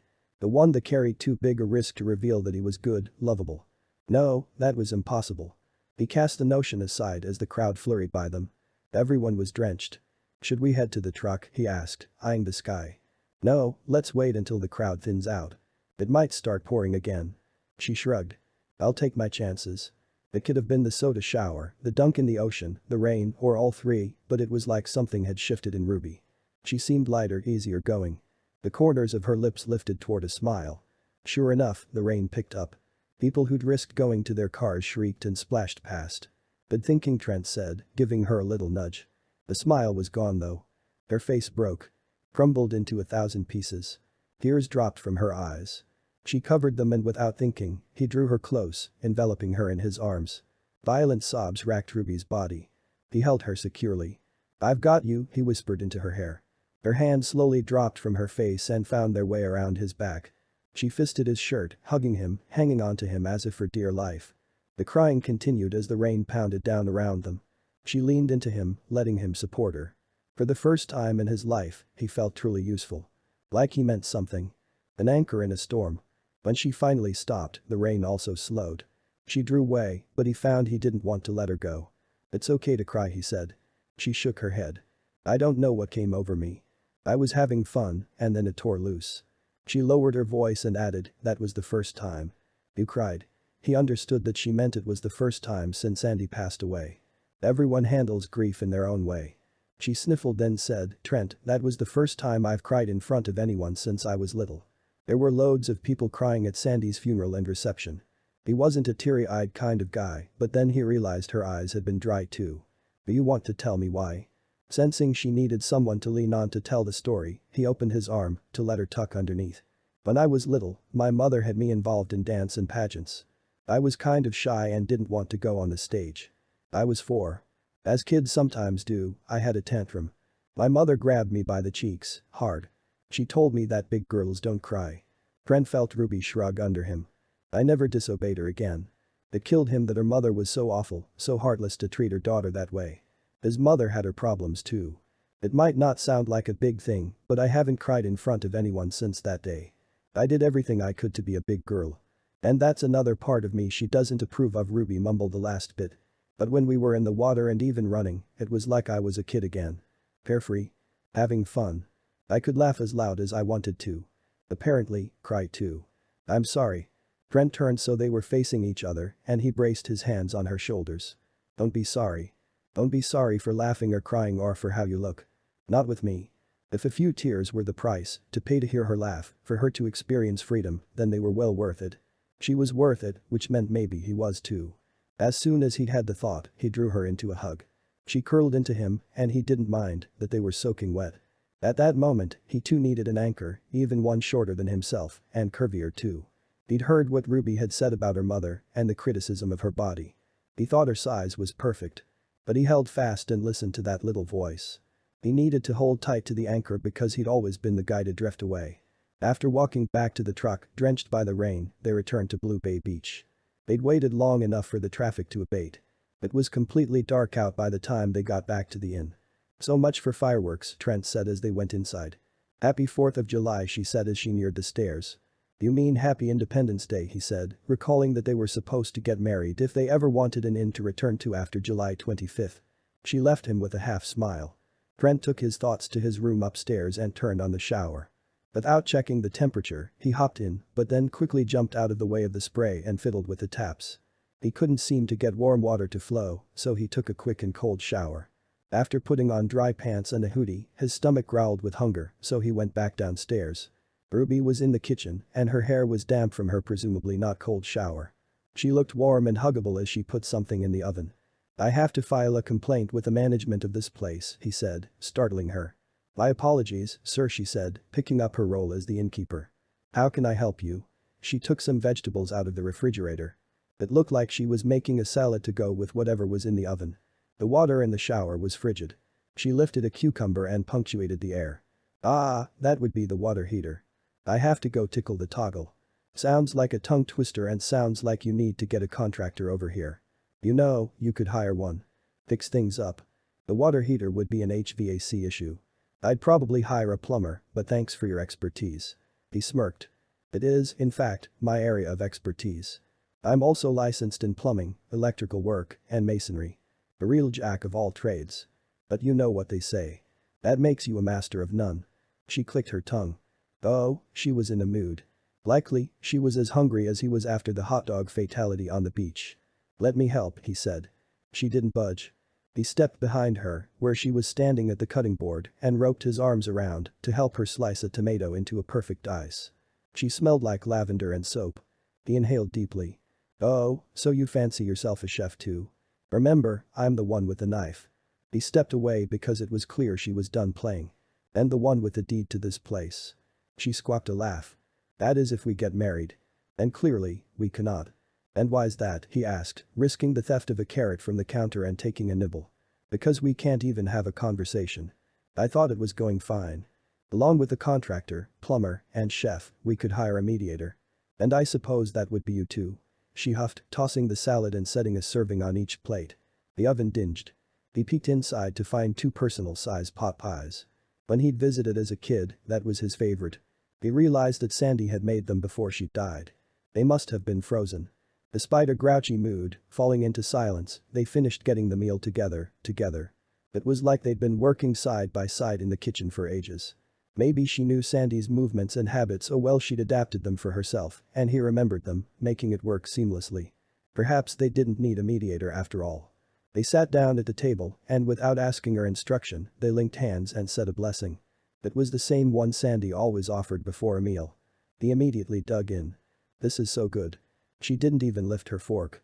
Listen, Trent. I can't imagine this working. He lifted and lowered a shoulder. We basically just survived a visit to a lawyer, a monsoon, and preparing a meal together. You plus that knife seemed kind of dangerous, but I think we could try to figure this out. She huffed. I have to run this place until July 25th and plan the Christmas and July Jubilee. He recalled Sandy's pet project and his pain associated with the actual holiday. Ah, humbug. See? You don't like Christmas. It would never work. Don't you think one Christmas is more than enough? Of course, there's only one Christmas. We don't hold the Christmas and July Jubilee to replace the celebration of the birth of our Savior. Then why bother?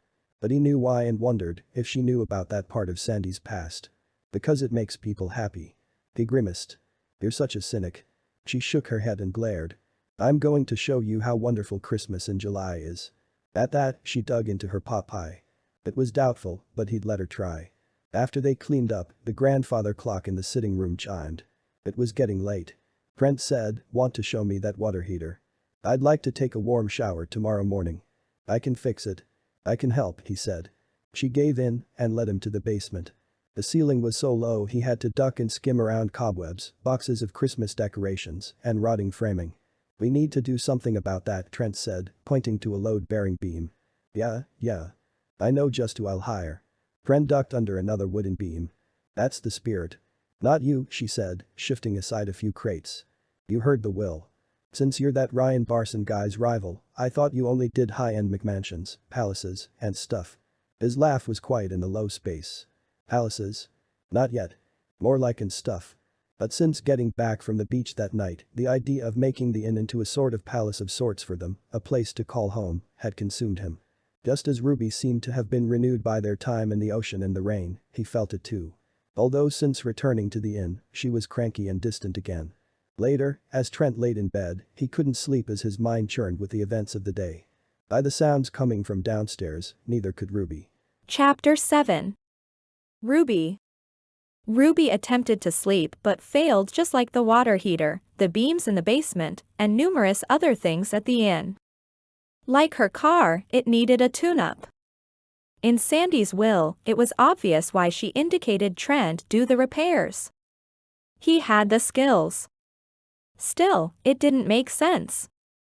As if Sandy was listening, out loud she said, "Why did you order us to get married, or else lose it all?" Sure, Trent is capable and successful, and after the evening at the beach, he seems like a fun guy. But we have nothing in common other than you, Sandy, Ruby said. Ruby was on the shorter side. Trent was very tall. She was curvy. He was muscular. They didn't fit together. But his hand clasping hers told another story. Her palm tingled at the memory and her stomach fluttered. His was a firm grip, filled with certainty and meaning. Or was it? Did he just not want to let her out of his sight in case she ran and he had to forfeit the inn to his rival Ryan Barson? What Ruby had meant earlier about them being an impossibility became clear. There was no way a guy like him would be interested in or attracted to a girl like her. He was the kind to have a tall blonde on his arm. The kind that wore tight dresses and high heels to show off her ballerina muscles and long legs. That was not Ruby. Never would be. But it was whom her mother wanted her to be. Those thoughts clouded her mind as she tried to make a batch of Sandy's famous kettle corn on the stovetop in the kitchen downstairs. She accidentally knocked a pot off the hook, sending it clattering to the floor, spilled the tub of ice in the freezer, and broke a glass. She hoped it didn't wake Trent. Why was that day filled with so many calamities? Even aside from appearances, Ruby liked to paint, and she had no idea what Trent's hobbies were. He liked kettle popcorn bells, and she knew with absolute certainty that they were bulbs. "Sandy, it's true that you'd never steered me wrong, but you were mistaken in trying to arrange a marriage between Trent and me. It just won't work." Of course, there was no answer. But it felt good for Ruby to get the thoughts out of the vortex of her mind. Just like every other woman on the planet, Trent was Ruby's type, who'd turn their nose up at a tall, muscly guy who knew how to fix things. "There's no way I'm his type," she said. She was a crybaby, as her mother used to say, and a woman no guy would ever find attractive after she'd gained weight. In her mind, Ruby could still hear the exact tone of her mother's voice when she said all of those hurtful things. It was riddled with disappointment and disgust. Also, her mother wouldn't believe someone like Trent would even give Ruby the time of day. If they got married, she'd be convinced it was forced, which it was. She added yet another reason why it couldn't happen to the list she'd started in her mind since returning to the sandy shore in that evening. Ruby had broken down and cried in front of him. His arms around her were so stable, so reassuring. She felt like she could have cried a river, and he wouldn't have let her go. He was like a raft that would have brought them safely through turbulent white water. Hope glowed in her chest. She closed her eyes, feeling the firm grip of his arms around her all over again. But now, it couldn't be. Even if Trent had been mildly entertaining the idea of fulfilling your wishes, apart from wanting to best Ryan Barson, I ruined it. And she'd ruined the popcorn.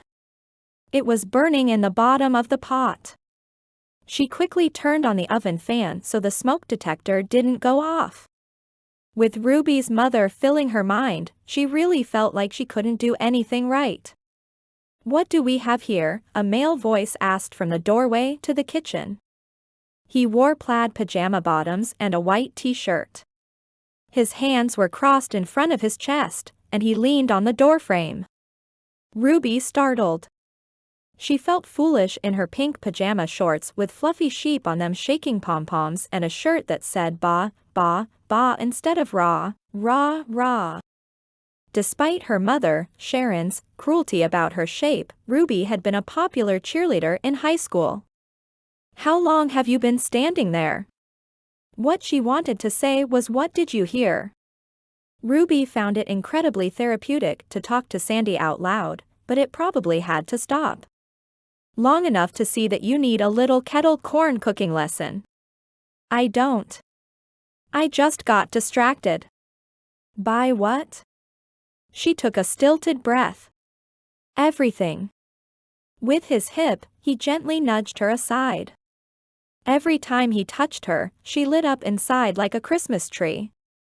The only thing worse than him having overheard her talking to Sandy about him would be if she had a star on the top of her head that flashed each time his hand or arms or hip touched hers. By the heat in her cheeks, she may as well have. "Watch how it's done," Trent said as he took over making the popcorn. Then he looped his fingers around her waist, picked her up like she was as light as a feather, and set her down on the counter beside him. Even though it was a warm night, shivers raced through Ruby. Her face got hotter. "Cute jammies, by the way." His lip twitched with a smile. She looked down and was sure her cheeks matched the pink fabric. Trent cleaned the burned remnants from the bottom of the pan, mixed up the white and brown sugars, and measured the kernels. "The trick is to constantly shake the pot." "I know. I just..." "So what's on your mind?" he asked as the sweet smell of the sugar replaced the burned smell from her popcorn-making failure. "I miss Sandy." There's so much I want to say to her. So much left for me to hear. Her jaw trembled. I miss her too. I have for a long time. I'm sure she misses you. How about you tell me what I've missed? For instance, did she still reuse her tea bags? Read the comics in the paper? While Trent continued to make the popcorn, Ruby answered those questions and more. They laughed at Sandy's idiosyncrasies and smiled fondly at stories Trent had never heard before. When the popcorn was done, Ruby said, "You know, under that cynicism and plaid, there's a sensitive guy with feelings." Trent cleared his throat. "And muscles. Big ones." He flexed as he passed her the bowl of popcorn. She swatted him with the dish towel that she was using to dry the pan. "Muscles that can lift heavy things, fix old houses, and give good hugs." She almost clapped her hand over her mouth, shocked she'd said that. "You think so?" he asked, brightening. Telling her cheeks to calm down, she said, "Yeah, thank you for earlier. I don't know what came over me." He leaned in. "It was grief, Ruby. You have to let yourself feel it. Maybe that was one reason Sandy brought us together, because she knew we'd need each other to lean on." His gaze drifted over her in a way that made all those Christmas lights on her skin glow brighter. Had there been a star too, it would be ablaze. It felt good to be understood. To be seen when for so long she'd tried to hide. "You said that there were things you still needed to hear from her. If there were two things I could have Sandy tell you, one would be that her signature Christmas decoration was kettle corn bells." Trent's lips lit with amusement. "Bulbs," she countered. "But bells, balls, bulbs, or bites, according to Betty, what does it matter? Why did she leave the sandy shore into me?" "Because she knew you'd take good care of it." He stepped closer. "And maybe she knew I'd take good care of you." Trent plucked a piece of popcorn from the bowl that was practically shaking in Ruby's hands. "What did he say?" The air sucked from her lungs. "From the room." His gaze drifted to meet hers.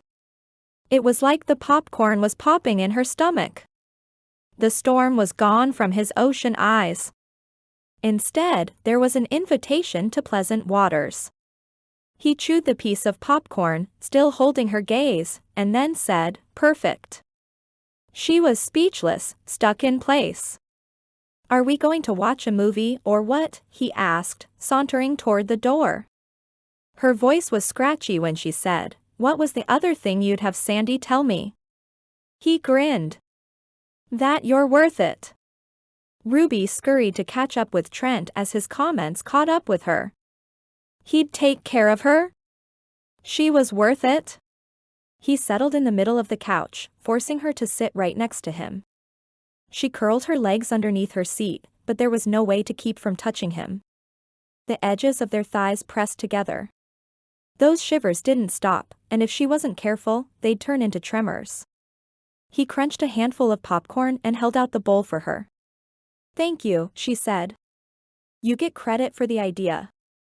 I do love a midnight snack." "It's not quite midnight. But I meant to thank you for being there for me. For saying what you did. It means a lot." "Of course. Now, what are we going to watch?" "Paint Your Wagon," with Clint Eastwood. "That was Grandma Sandy's favorite," he said, and then recited a few lines. "I wonder if I remember the words to the songs.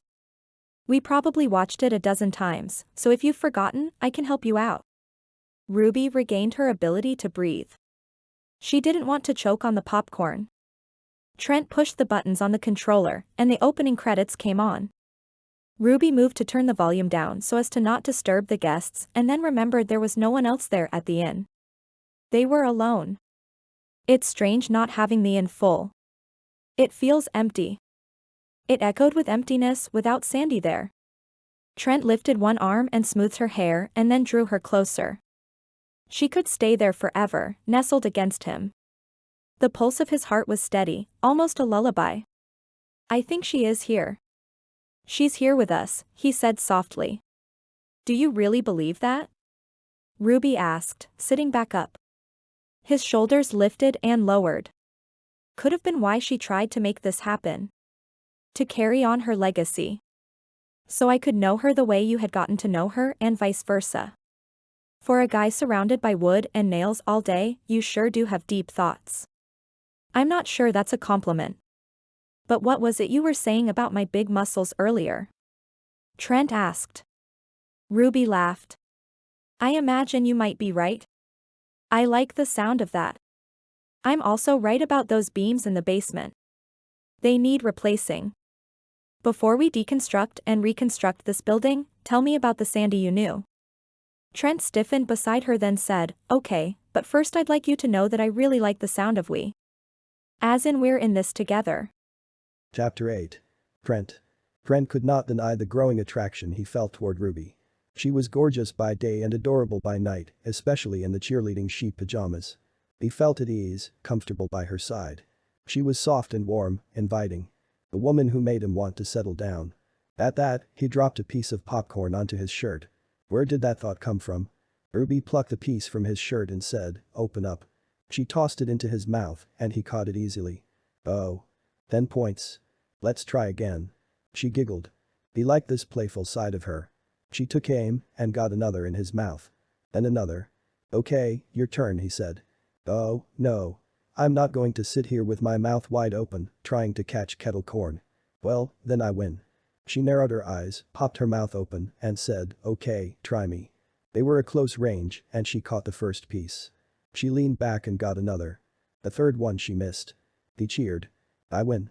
What's my prize? He wouldn't mind a kiss after staring at her lips for the last few minutes. Her eyes captured his as though the thought crossed her mind, then quickly looked away. Trent was certain his grandmother knew she was the woman for him, and that was why she made the ridiculous order in her will for them to marry. It was the only way they'd follow through with it. But first, she needed to know the truth about his family's past, or at least part of it. Grandma Sandy wasn't always the warm cookies and milk sort of grandma. That's not exactly a surprise. She described herself as not being everyone's cup of tea. Trent nodded as he drew on old memories he'd all but stowed away. Cold tea. I remember the first time we met. She didn't even hug me. Ruby frowned. Wait. I don't understand. I didn't either. Not for a long time. People say I'm a man of few words, but when I was a kid, I refused to speak. My mother brought me to the doctor who referred us to specialists and a speech therapist. No one could get me to talk. My mother was young, inexperienced. Frustrated. She showed up here at the inn with me. I didn't remember ever meeting my grandmother before that. Didn't know she was my grandmother until I was told as much. When we arrived, Sandy was furious. At first, she wouldn't even talk to us. Awareness made its way across Ruby's face and her eyebrows lifted. Not exactly surprising then that you wouldn't speak.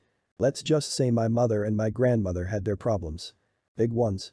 He wasn't going to open that can of worms. Then my mother just left me there without an explanation. Grandma Sandy set me up in the room with the blue wallpaper. Coincidentally, that was where he was staying that time too. She loved that room. Now I think I understand why. It was yours. A few days passed with me staying here and she thought I wouldn't talk because I was being stubborn. She wasn't wrong. You're stubborn, Ruby said with a gentle laugh. Takes one to know one. His lips quirked. I suppose so. The fact of the matter was that I just didn't speak. Ever. How old were you? Considering I remember this all vividly, I believe I was about 4 or so. Too young for kindergarten, and that was but one thing my mother was so worried about. Anyway, the Sandy you've come to know and love is much warmer than that woman I met on that chilly Florida day. Anyway, after about a week, we were sitting at the kitchen table and eating pot pie, believe it or not. She makes a really good pot pie. Then Ruby corrected herself. Made. But you see. She lives on. That's the thing. People we love leave their mark. He paused before going on with the story. So she said to me, I remember your first word. You were just a little thing. And now silence. Are you keeping quiet on purpose? You didn't answer, Ruby says, guessing correctly. Trent nodded. Grandma Sandy went on to say something I'll never forget. She said, in case no one told you, life isn't always easy. Or fair. I'm telling you that now, but it's no reason to shut yourself up. Everyone needs to be heard and seen. Ruby's eyes widened. Sounds just like something Sandy would say. Sweet and salty. Like her kettle corn. But it got me thinking, and so did what she said about my first word. Naturally, I didn't remember her when I was that young, but I started wondering what that word was. I became obsessed with it. Ruby frowned. You know, I don't know what my first word was. Trent let out a breath. When I was alone, I'd practice forming letters with my lips. He demonstrated, not letting out any sound. I thought maybe that would help me figure it out. One day, Sandy caught me. Right then, she realized I wasn't faking it. She sat down and said, Trent, I don't know much about the young woman I raised, your mother, but I'd like to get to know you. Ruby smiled. Wow. The memory was one of his fondest. My mother was young, fairly selfish, and stubborn, as if that's any surprise. Ruby's smile fell. Sounds familiar. She was preoccupied with her social life, the music scene mostly. She hardly spent time with me. It doesn't matter really. That was then. It seems juvenile to dwell on it. Trent didn't mean to say that last part. It was part of the commentary of his thoughts, but not the story he told, not that he'd shared his history with many people. His jaw tightened as he held back his emotions. Ruby shook her head. I don't think it's a maturity thing. Most people want to be seen. To be loved. To connect, especially with their parents. That's just being human. I suppose so. Trent cleared his throat. I just want you to know that I have really big muscles. Her small hand braced his bicep and she smirked. Yes, Trent. I know. They're the most muscly muscles this side of the Mason-Dixon line. Laughter and lightness filled her voice. Not in the whole world, he asked, mock insulted. Okay, fine. Since you won the popcorn toss contest, you get the prize of the most muscly muscles. I'd like a trophy, he teased. All I have is an old broken down in. It's more than that, Ruby. Hope flared in his chest because he thought she meant that he had her hand, which wasn't wearing a ring. Not yet. Did that mean she was willing to marry him? Sandy always said that everyone has a gift to give. I'm glad you found yours. Do you mean my muscles? He was joking. Mostly. She shook her head. No, I mean your voice. Something you said to me before struck me deep. I think you need to hear it too. You told me that I'm worth it. You're worth it, Trent. As Ruby had said, the words went deep, but he wasn't exactly sure what she meant, only what he had, when he'd said it to her. He wanted Ruby to know that despite whatever relationship she had with her mother and the damage the woman may have caused, Ruby was worth the world. Could he mean something to her too? So soon? The only answer he had was that Sandy knew they'd be perfect together. Tell me about your mother. Ruby shifted and settled beside him on the couch. He had the remote idea that he never wanted them to vacate that space of openness and honesty. Of proximity. Trent cleared his throat. She was a photographer. Took shots of bands mostly. But it was at the expense of spending time with me. My dad wasn't around. We never met. It was like she was closer to her camera than me. We were perpetually separated by the lens. Ruby's breathing changed as though the idea of cameras made her uneasy. He'd met a few women who didn't like their pictures taken. He couldn't imagine she was one. Ruby Rossi was a stunning beauty. Anyway, there's not much more to say. Back to Grandma Sandy visiting my room and mentioning my first word. Like I said, I was obsessed. And the part about wanting to get to know me. I sat with her in the kitchen when she cooked, shadowed her as she tended to guests. And because I didn't talk, I was a powerful observer. It was absolutely the best experience I'd had up until that time. Well, on par with the one time my best friend Robbie Shipley and his family took me to the amusement park. Ruby's lips lifted into a grin. Even though Sandy was salty at times, she had a way of making people happy. As she'd said, life could be hard, but she had a way of making it okay, especially the tough parts. Trent nodded as a memory flew into his mind. I was there for a total of 3 weeks before it happened. Grandma Sandy said that she had something to add to her comment about how life can be hard. She said, it's also filled with sweet joy, smiles, warmth, and having you here, Trent, makes me very happy. She opened her mouth and said, me too. Then tears brimmed in Ruby's eyes. Having her say that to you was such a gift, her special gift. The problem was I didn't believe her. I just knew that I loved it here and I loved her. It wasn't because she was lying, but because, well, I don't know why. Maybe due to my relationship with my mother. Yeah. Mommy issues. I have those too. Ruby huffed a breath that fluttered her bangs. Trent's fingers inched around Ruby's and a surge of intensity washed through him. Do you now? She asked. His nod came slowly. Yes, he did because there he was back at the inn and with Ruby and it was all thanks to Sandy. It was easy to talk to Ruby and argue with her. But she knew his grandmother. She seemed to know and understand him in a way that few people did. Sure, he was big, gruff, and loud at times. Obnoxious at others, at least according to Ruby. But he was also kind, gentle. He supposed he didn't have many opportunities to share that side of himself and trust that he wouldn't be rejected. "So, what was your first word anyway?" Ruby asked. "Sandy never told me. I've often wondered if she just said that to light a fire in me, to coax a few words out. Sandy was clever like that. Case in point." She gestured between them. "About us getting married." She nodded. "It seems strange that she never told me that she had been married. I suppose there's a lot I didn't know about her. My grandfather died in the war. She raised my mother alone. And your father?" Trent shifted uncomfortably. Like his first word, he had no idea. The movie was still playing on the television in the background. Trent turned back to it, singing the tune under his breath. Ruby nudged him with her shoulder. "If you knew Sandy, then you must know the rules. If you're going to sing, you have to belt it out." He recalled his grandmother singing along to the musical. Together, they sang along to Best Things and laughed together. Trent slung his arm over Ruby's shoulder and kept it there until the credits rolled. Chapter 9. Ruby.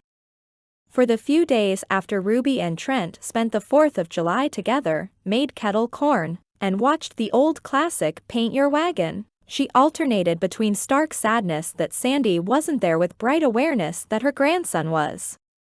There was so much Ruby didn't know about Sandy. She never mentioned that she'd been married and had a daughter. Why not? Did Ruby really know Sandy at all? Then thoughts like those transitioned to the fact that she had so much to learn about Trent, from basics like favorites of all sorts to what had broken his family to keep him away for the last couple of decades, to why he was such a grump about Christmas. Given the fact that Sandy had given her the ultimatum to marry Trent or forfeit the inn, she contemplated whether they could try to make it work. Of course, they could just get married, sign the deed to the property over, and then divorce the next day, but Ruby held marriage as a sacred union between two people.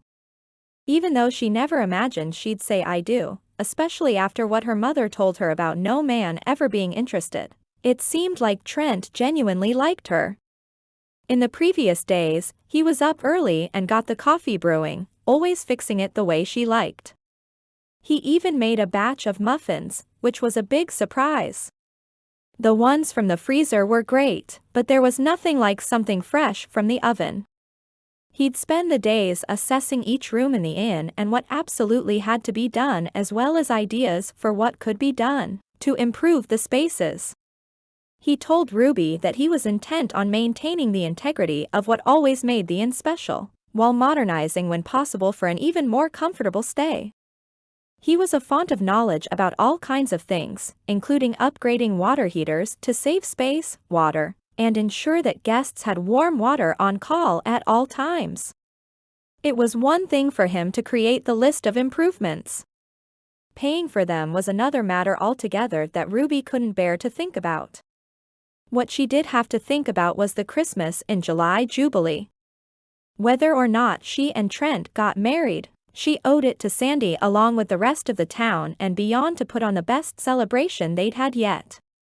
To get in the mood, she pulled out Sandy's Christmas Carol records and put a Christmas Classics album on the player. "Joy to the World" boomed from the speakers. "This one is for you, Sandy," she said and started to sing along. Footsteps pounded down the stairs. Trent appeared, covering his ears. He held a clipboard in one hand as well. "What is that racket?" Ruby twirled toward him, still singing along.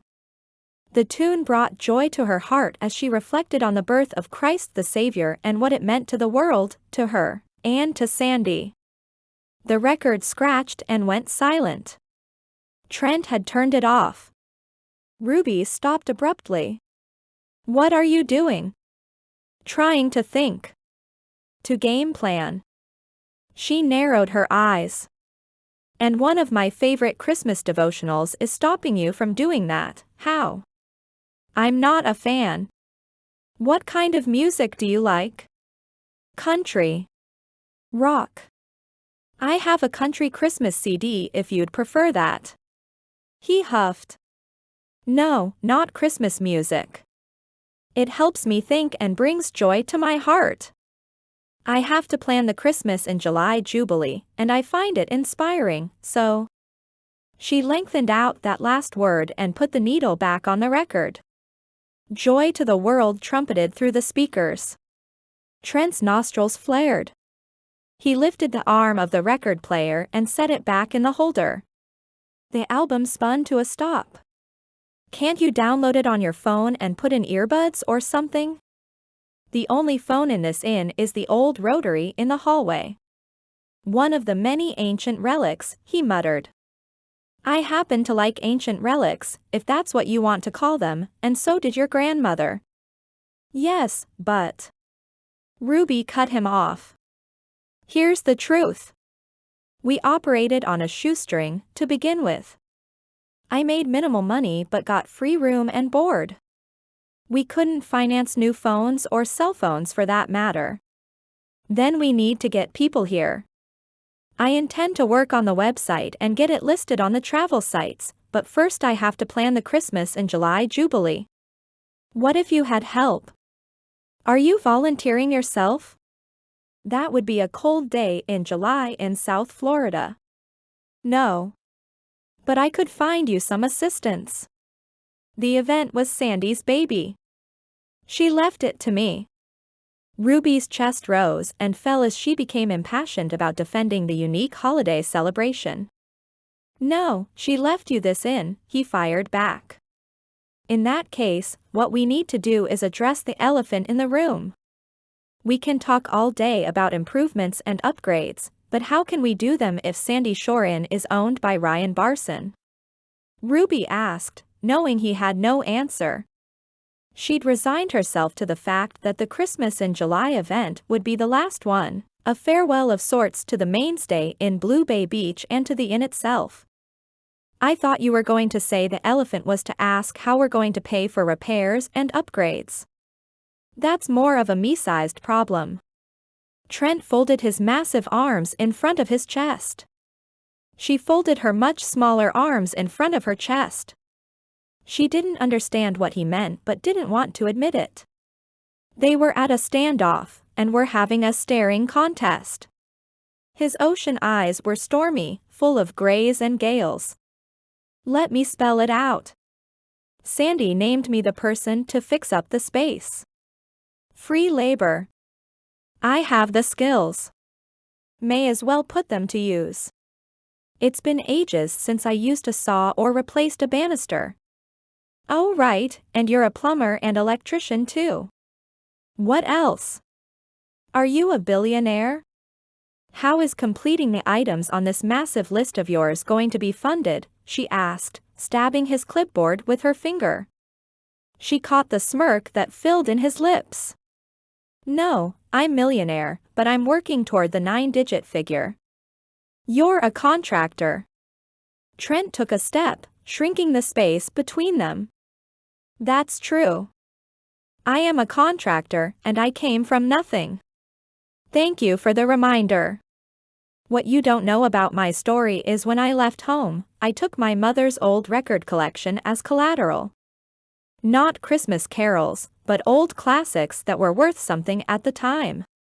I found a collector and sold them. It was seed money. I got a place to stay. A job. I built an empire on sweat, determination, and never, ever backing down. I admire how stubborn you are, Ruby. But make no mistake, I am too.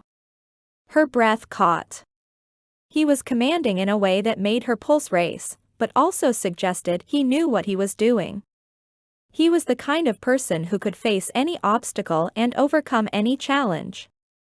Trent was someone who looked after his assets. What else could he take care of? Towering over her, he continued his story. My mother never forgave me for taking her precious records, but they were moldering, and she didn't even own a record player. I've since bought every album back for her and a record player as interest. Did she forgive you? No. Remember, I come from stubborn stock. Well, we're not selling Sandy's records if that's what you're thinking. Of course not. In addition to being stubborn, I am also a contractor who invested early on and wisely. The estimate I'm projecting for what needs to be done to this place is a drop in the bucket in my bank account. Then the real elephant in the room is Ruby wagged her finger between them to indicate she meant them. What were they going to do? Say I do. Then what are we going to do? Trent asked, saying what she couldn't. I want to make the inn a success. I want to prove that I can carry on Sandy's legacy.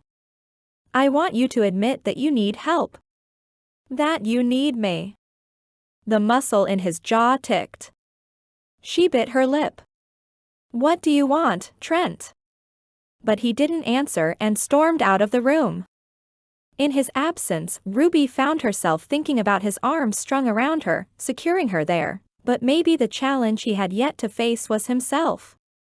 Ruby's motivation faltered, but then she had an idea. One that would reinforce Trent's idea that she was stubborn, but also showed that she was determined. She was going to tackle some of the building repairs herself. She'd start small, but she'd show him she could do it. Turning slowly in a circle, she tried to determine what to do first. Trent's list was long. Her gaze landed on the big picture window and beyond. She'd start with the picket fence. It needed to be sanded and painted, which was perfect because it was one of the first things visitors saw when they arrived at the inn. One good thing was Ruby knew how to paint. The downside was, she had no idea how to sand. Sandy was the original DIYer and had a toolbox and supplies in the basement. Ruby found some sandpaper and went outside to get started. Rubbing the gritty paper back and forth, she worked up a sweat but wasn't making much progress. The sandpaper was old and merely left streaks on the old painted wood. It probably didn't work anymore. Ruby could face challenges and overcome obstacles too, so she went into town, being sure to grab the flyers to post for the Christmas in July Jubilee. There were already a few shop windows with summer-themed Christmas displays, Santa figurines in board shorts, beach-style Christmas stockings, and the flags on the lantern posts were red, green, and gold. The town maintenance staff strung up lights in the trees and candy cane stripes around the palm tree trunks in exchange for free food during the Jubilee. First, Ruby stopped at the cafe to get an iced tea to fortify herself. Then she'd head across the street to the hardware store. In the cafe, the old fellow who'd been in there since the first day she arrived in town sat at his usual table doing a crossword puzzle. He had a puffy white beard and a round belly, evidence that he enjoyed all the pastries, cookies, and other baked goods from the cafe. Ruby placed her order, but her attention was repeatedly drawn back to the old guy. Sandy and Betty, who knew everything about everyone in Blue Bay Beach, had never mentioned him. She didn't know the old fellow's name, but she did have a brilliant idea. Forgetting she was sweaty and covered in flecks of paint and dirt from working on the fence, she approached him. "Excuse me, sir," she said warmly. He glanced up over his wire-rimmed glasses. "Yes, dear." Ruby opened and closed her mouth. His likeness to jolly old Santa Claus was remarkable. "Do you happen to be busy on July 25th? She went on to explain the event. The older man smiled. "I thought you'd never ask. I'm Nick, by the way." He extended his pudgy hand to shake. "Of course it is." She smiled. "And I'm Ruby." "I know," he said with a twinkle in his eye. "You've been a very good girl. What you did for Sandy was remarkable." "Do you mean the funeral?" she asked, not sure what else he could be referring to. Thinking back, she did recall him being there but was so swept up in the day, she didn't acknowledge it. Nick nodded sadly. "She was a lovely woman. I didn't realize you knew her." "Very well actually." He sighed. "And what you and Trent are doing for the inn is wonderful too." She wrinkled her nose, not sure how he knew about that, but it was a small town, and everyone knew everyone else's business. Well, except for Sandy's will. No one knew about those details yet. She was about to say goodbye when a question sprung to her lips. "Do you know Trent personally?" "No, but I'd like to," Nick said. Her shoulders drooped. "If you did, I was going to ask if you could try to convince him that Christmas is, well, wonderful." The older man's eyes twinkled and he said, "Will do." The church bells rang, urging Ruby along. She gave him a quick wave. Wrapped up in the strange encounter, she hardly noticed Betty in the hardware store when she entered. She also forgot that she was sweaty and dirty after attempting to fix the fence. "Oh, hello, Ruby," Betty said eagerly. "What a coincidence. I was just talking about you." Ruby blinked a few times, wondering why and to whom, when Trent sauntered up to the sales counter. She felt fluttery and flustered. It truly wasn't fair that he could look so good in his white t-shirt, and she could look so wretched when she'd been trying to fix a fence with neither the proper skills nor the tools. "I came to get some sandpaper," she said, ignoring Trent and addressing Phil, the guy who owned the hardware store. He was about to reply when Betty cut across him. "Hang on just one sec, Phil. I have to head over to Coconut Cove but want to ask Ruby something really quick." She turned to Ruby. "Will you make Chevy a bouquet from the garden at the inn using the periwinkle and bulbine? I thought it would be a nice way to have Sandy there with us." She smiled sadly. "Absolutely. I'd be happy to." Ruby had completely forgotten about Chevy and Tucker's upcoming wedding ceremony. "Oh, and do be sure to bring a date." Betty's eyebrows waggled in Trent's direction. Ruby's gaze shot to him, terrified of his reaction. "Oh, I'm not her date," he said coolly. Ruby's stomach dropped to her knees. She wasn't expecting him to go with her to the wedding, but he could have been more of a gentleman about it. Then his arm slung around her, and he gripped her shoulder. "I'm her fiancé." Chapter 10. Trent.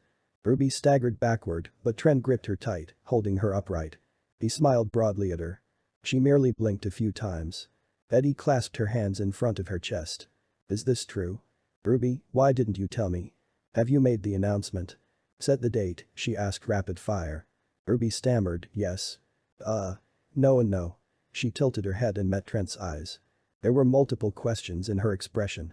Trent took the lead. "Ruby didn't want to steal Chevy and Tucker's thunder, so we were waiting to share the special news." "That's completely understandable, but you are going to be the talk of the town." Betty spent the next couple of minutes asking questions. Ruby stood frozen as if in shock. Trent played it all off with his affable charm. When they finally left the shop, Betty was still chattering as she walked down the street, marveling at what Trent had referred to as the special news. When they were well out of earshot and in front of the inn, Ruby turned to him. "What did you do?" His lips quirked as he noticed one of the white picket fence slats in front of the inn had been sanded. "Well, sort of." "What did you do?" he asked, pointing. "The D project. Taking matters into my own hands." In her hands, she had a packet of sandpaper that was ancient and the wrong grit for the project. You need the right tools for the job, and those are not them. A scraper and an orbital with medium grit sandpaper are your best bet. He had his hand on his hip. She huffed and scrunched up her features in frustration. It was kind of adorable. "I meant, what did you do by telling Betty that I'm your fiancé?" Ruby asked. "Just told the truth." He shrugged. "But it isn't. Would you like a proper proposal?" "Trent," she hissed. He sensed she was getting rip-roaring mad. The truth was, he hadn't thought about what he said before he'd said it. He held up his hands in surrender.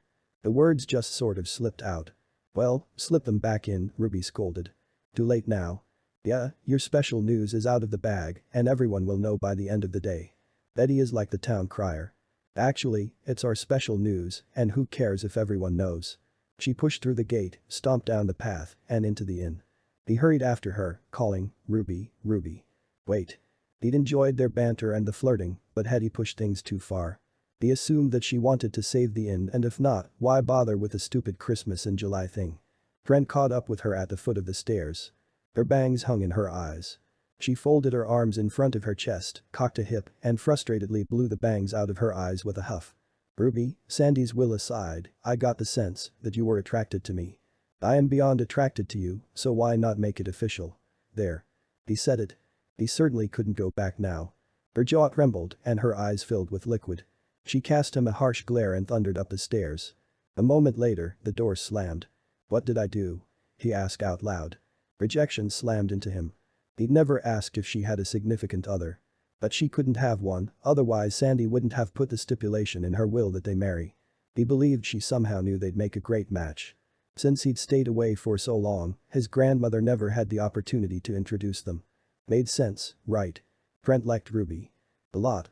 The 4th of July and the night watching the movie showed him as much. Stipulation or not, he wanted to make it work.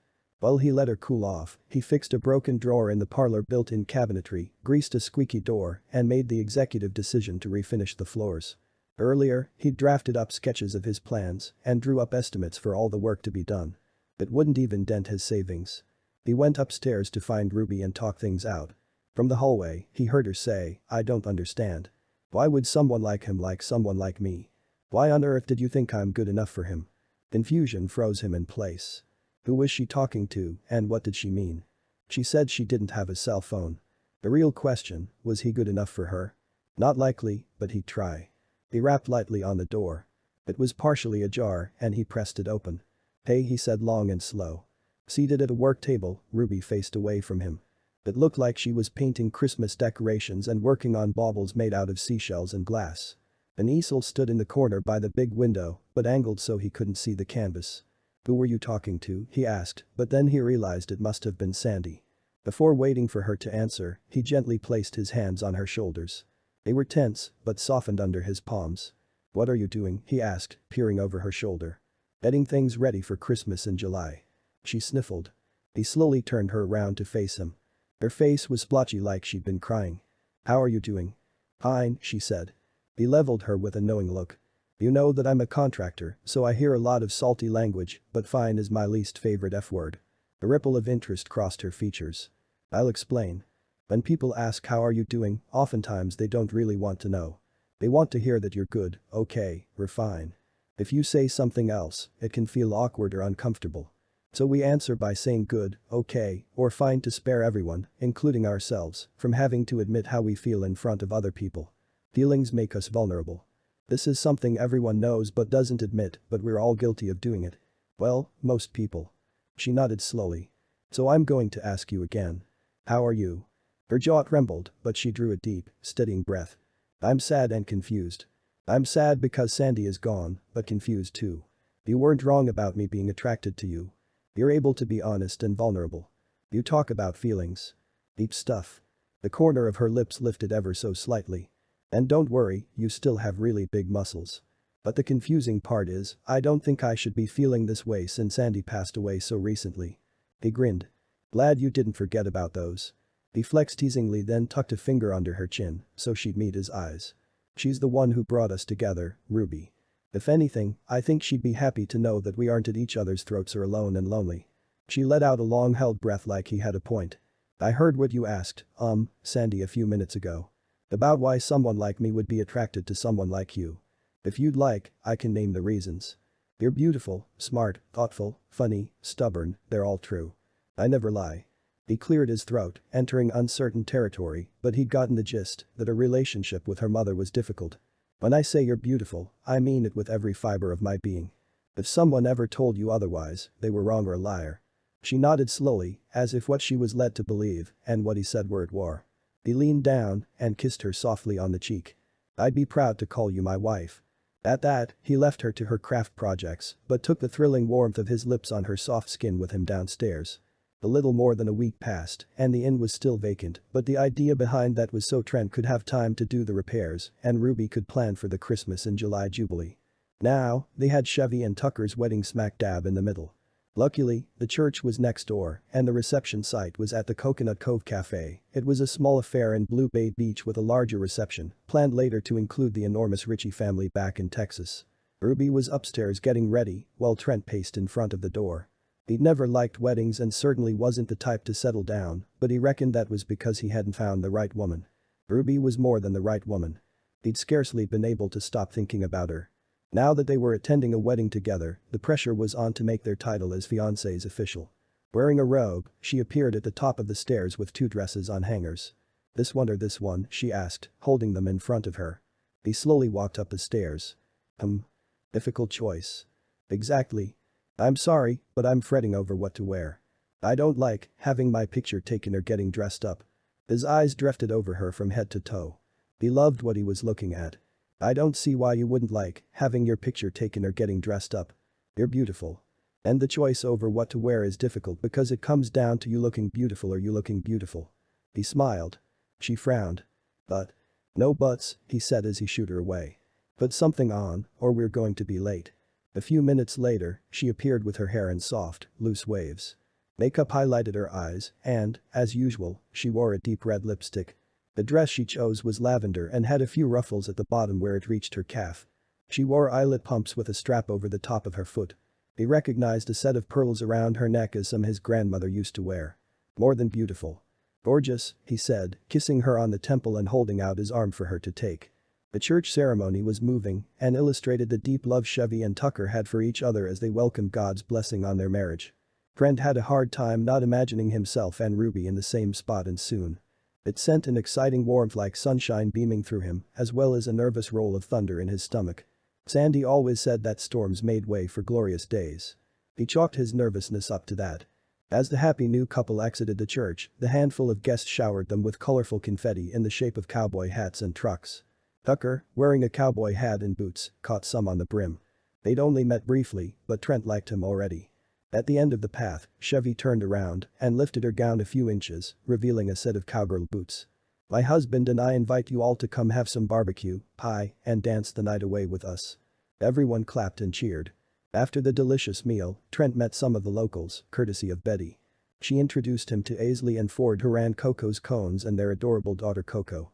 She was dancing with a dog on the deck at Coconut Cove where the reception was being held. Claudia and Carter played a song on the piano and guitar, dedicating it to the couple who then shared their first dance. Billy and Rhodes congratulated him on his recent engagement. Yup, the whole town knew. The reception had a cowboy beach theme and there were a few other guests who joined the dancing when the song changed. Ruby hung back and he strode over, extending his hand. "Can I have this dance?" "I don't really dance," she said. "But you sing Christmas carols. And this is with me. Your future husband. We have to practice." She cracked a smile and relented.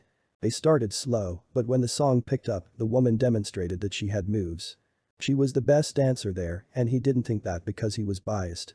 He could have danced with her all night, but the fact of the matter was they were just getting warmed up. Soon, it would be their wedding, and they'd have their first dance and a future together. As the night wore on, Trent offered to fix the fence at 8 Egret Avenue, where the newlyweds were going to live. Apparently, the dog, Rascal, whom Coco was dancing and playing with, kept escaping. "Consider it your wedding gift, since I came empty-handed." Tucker clapped him on the back. The practical man. "I like you, Trent." They also talked about the classic car show and swap meet the month before. Trent had spied the old Chevrolet pickup truck outfitted with cans off the back bumper and a sign that said "just married." Funny how that day started out rainy and we got sun. Then on the 4th of July, we started with sun and got rain, Chevy said, adding to the conversation. "Let's hope for the Christmas in July celebration, we just get sunny weather." Betty said, "I know Sandy typically handled everything herself, but I say this year we all chip in." That was exactly what Trent wanted to have happen, but he dreaded the holiday. Nonetheless, he plastered on a smile.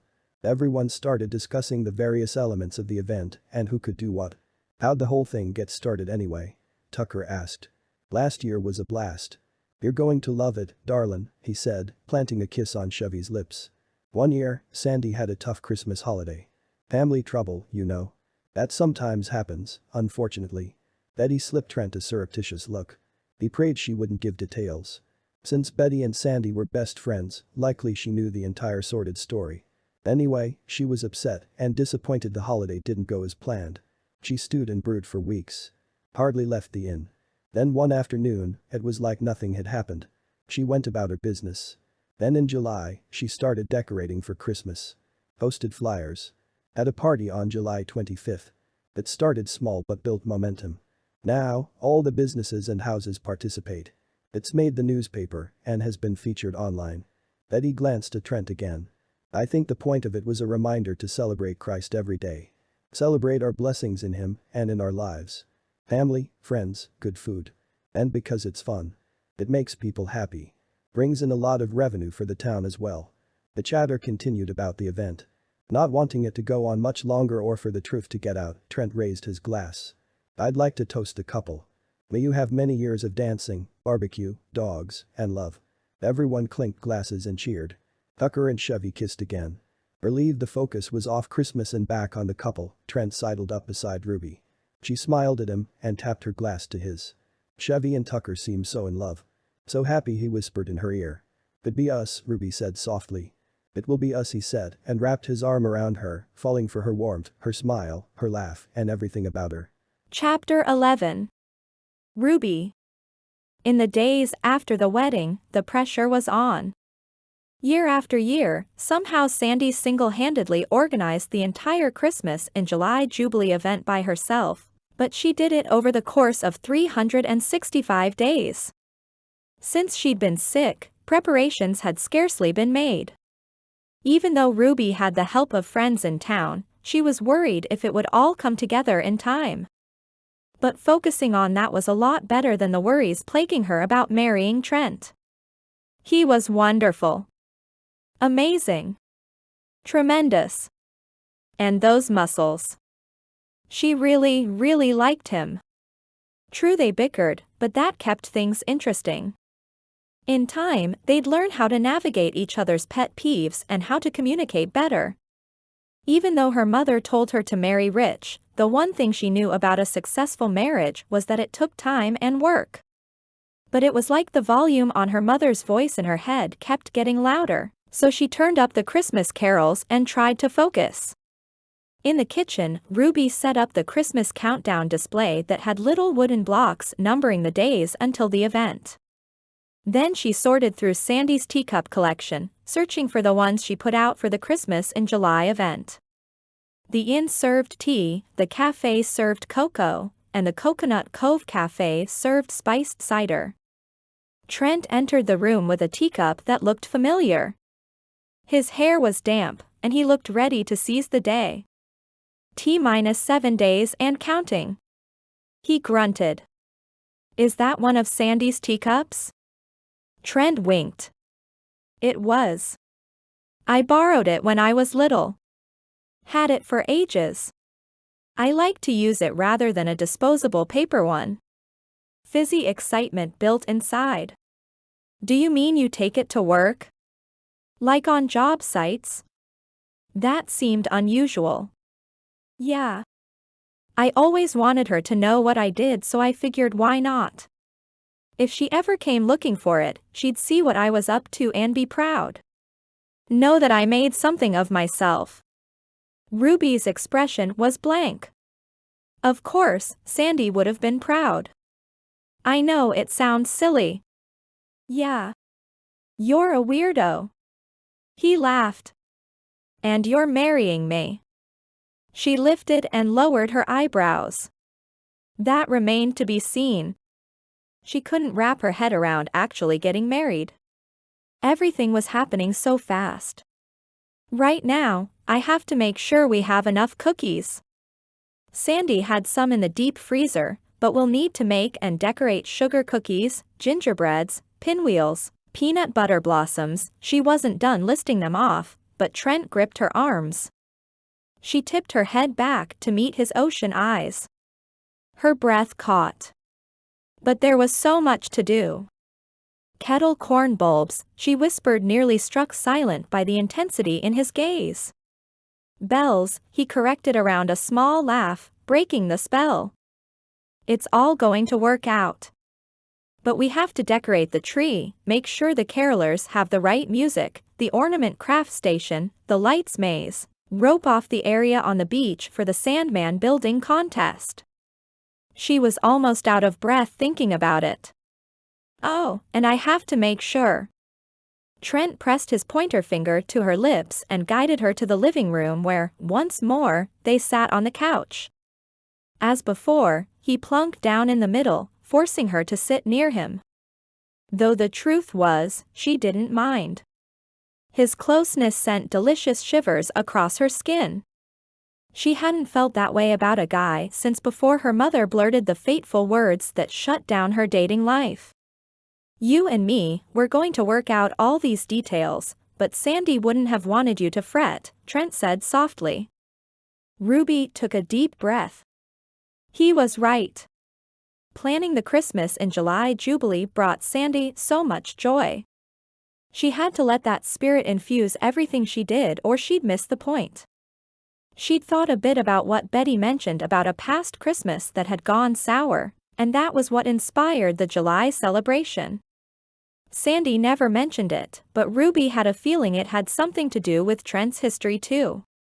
They spent the next little while with his clipboard in hand, making lists of everything that was done, needed to be done, along with details and a timeline. After a little while, he asked, "Do you feel better?" She nodded.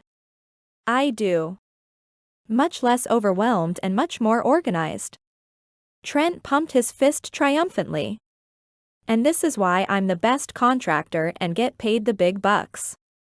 I run an efficient and streamlined job site." "Well, if you have a suggestions box, Mr. Big Shot Contractor, there is something that could have made the experience better." Trent turned to her with amusement lighting his eyes. "Christmas carols in the background. They're very inspiring and motivating." He chuckled. "I'll take it up with management, but I might have to include a surcharge to my fee." That got a laugh out of her. He leaned back on the sofa. "Look at us, working out these details. Turns out we can work together and really well, I might add." "I suppose you're right. We haven't bickered once," Ruby added. "No, we haven't. You know what else we haven't done?" Trent's eyes slid across her, halting at her lips. She bit her lip and then hurriedly reviewed the list on the coffee table between them. "Did we miss something?" Trent turned to her and took the clipboard. "You know, these are kind of like Santa's list." Oh. It looks like you're on the naughty side." "Actually, I met jolly old Saint Nick, and he assured me that I've been a good girl. If anyone is on the naughty side, it would be you." Her lips quirked. He laughed again. "So what did we miss?" The way he was gazing at her with his lidded eyes brought tingles to her belly and a rosy glow to her cheeks.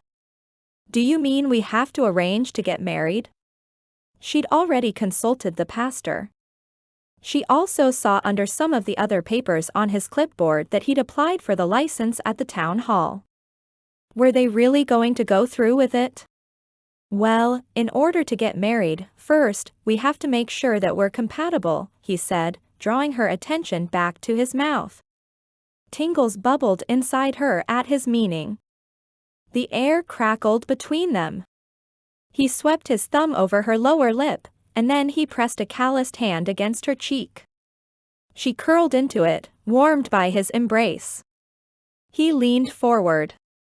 "I think we need to kiss." Without another word, his lips swept hers hungrily.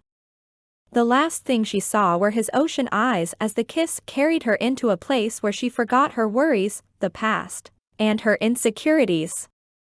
Trent exhaled roughly, but Ruby no longer needed oxygen. All she needed was Trent and his lips.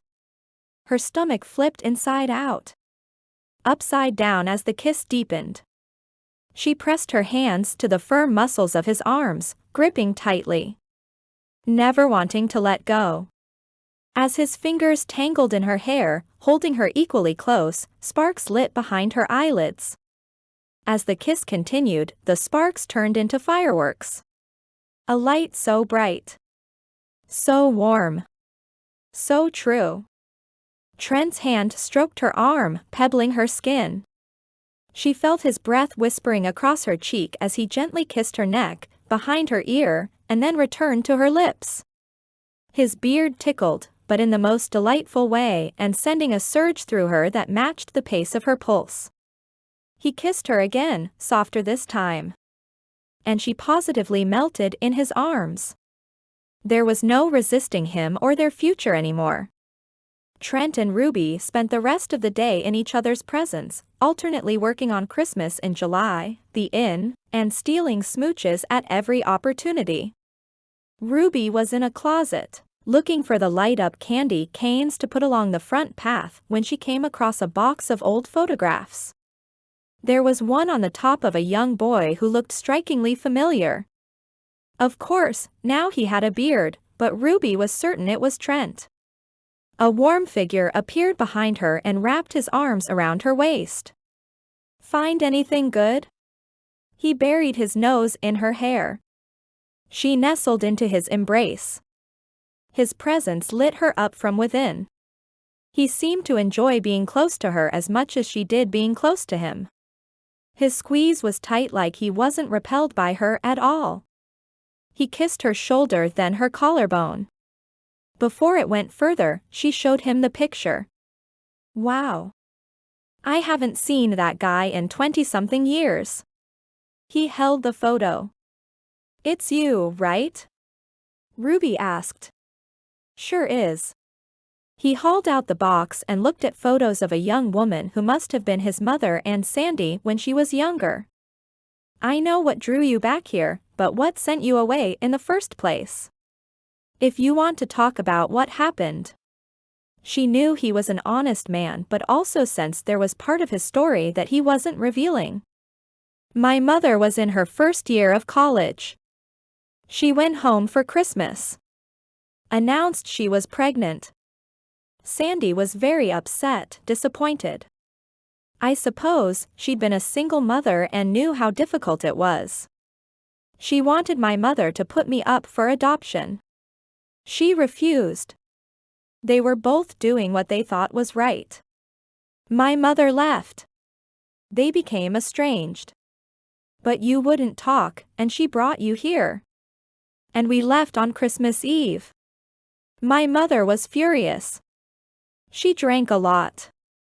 It probably clouded her perception.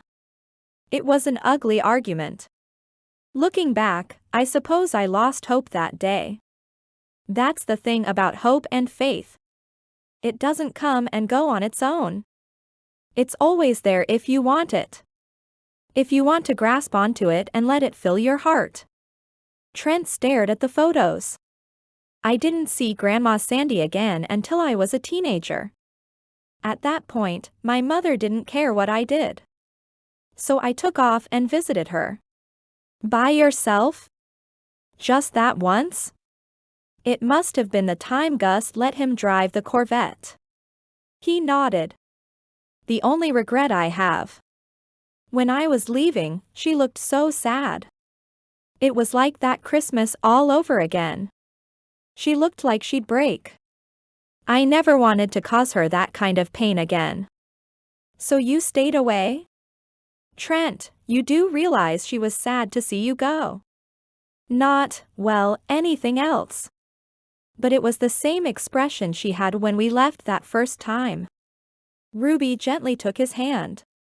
"Despite the falling out she had with your mother, I can only imagine that made her sad too. Despite Sandy's sweet and salty nature, I strongly doubt she was mad at you. And that is why you regret not coming back. Deep down, you knew the truth, but you also knew you couldn't repair things between her and your mom. You were stuck in the middle. And if I know anything about Trent Cabot, it's that he likes to fix things." She gave him a small smile. Understanding had come to Ruby in real time as she spoke, but it all made sense. "Likewise, Sandy never mentioned you to me because it hurt too much to talk about." Trent nodded slowly as though the story he'd been telling himself started to fall away. "We're always experts on other people's problems," he said. "In all these years, I couldn't wrap my head around it." "Makes sense though." She gave him a soft kiss on the cheek. You said that you met Sandy about 5 years ago. What brought you here? He asked. Ruby swallowed thickly.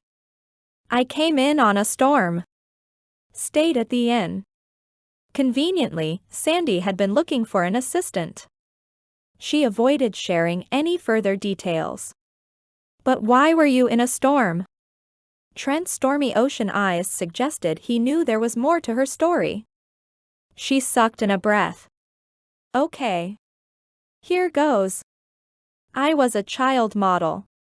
Trent tilted his head and grinned. Really? I bet you were a cutie. I'll have to see some photos. She rolled her eyes. As I got older, there was a lot of pressure for me to look a certain way. To be thin. Most of it came from my mother. For years, she had me on a strict diet and exercise regimen. It was very intense. Trent's brow furrowed. But I was just a teenager. Like now, I liked popcorn and pie. Being young and carefree. As you should. And these curves, they're but one of many things I like about you. My mother and the talent agent did not. All through my teen years, I struggled with my relationship with food. It took a long time, but I healed and accept myself. Most of the time at least, I like to think about life as work in progress, moving ever closer to Jesus each day. But I feel like a lot of people don't accept me. I have no complaints. Zero. He gazed intently at her. She felt her cheeks tint. For years, I was judged at talent shows, pageants, and my photographs were constantly critiqued. It caused me to feel insecure. And that's why you don't like having your picture taken. My mother also told me that no man would ever want me like this. She gestured to her body. There was nothing but kind understanding in Trent's expression. Desire too. We've established that I am very much a man, and I want you like this. She fought a smile. It was too good to be true. But her body's response, and the returned desire from him, suggested there was a language that went beyond words. But there's more.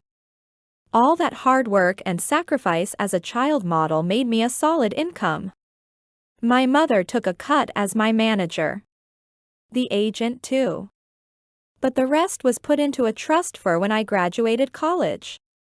I went on to get my master's degree, knowing it was all paid for and I had a cushion for when I was done and hit the workforce. That was the plan. When I met with the lawyer to discuss turning the trust over, it was depleted. Non-existent.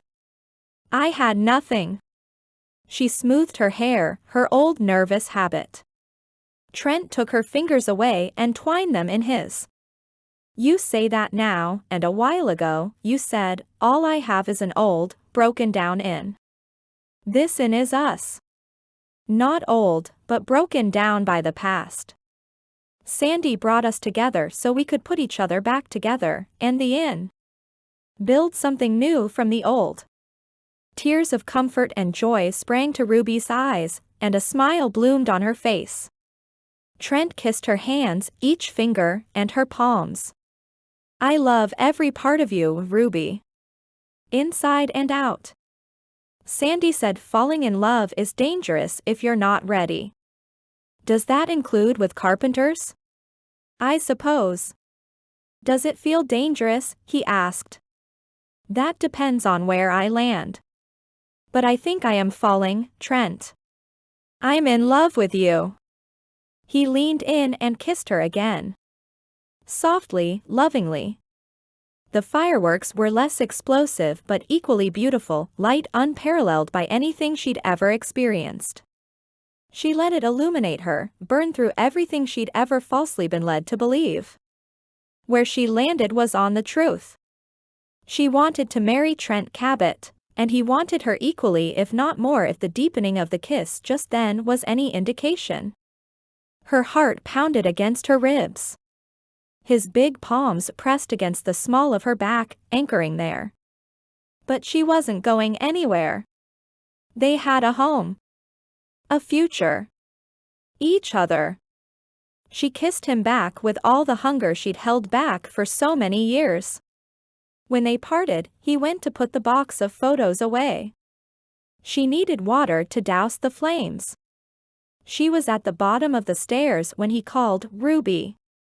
He appeared at the top and hurried down. Something glittered between his fingers. Her mouth dropped open. I found Sandy's ring. The one my grandfather gave her. He guided her up a couple of steps so they were face to face. Trent swallowed hard. I said I was your fiancé, but I want to make it official. Will you marry me, Ruby, making me the happiest man alive? She beamed. Yes, yes, I will, Trent. He slid the engagement ring on her finger, and she felt herself sparkle as brightly as the diamond. Chapter 12. Trent.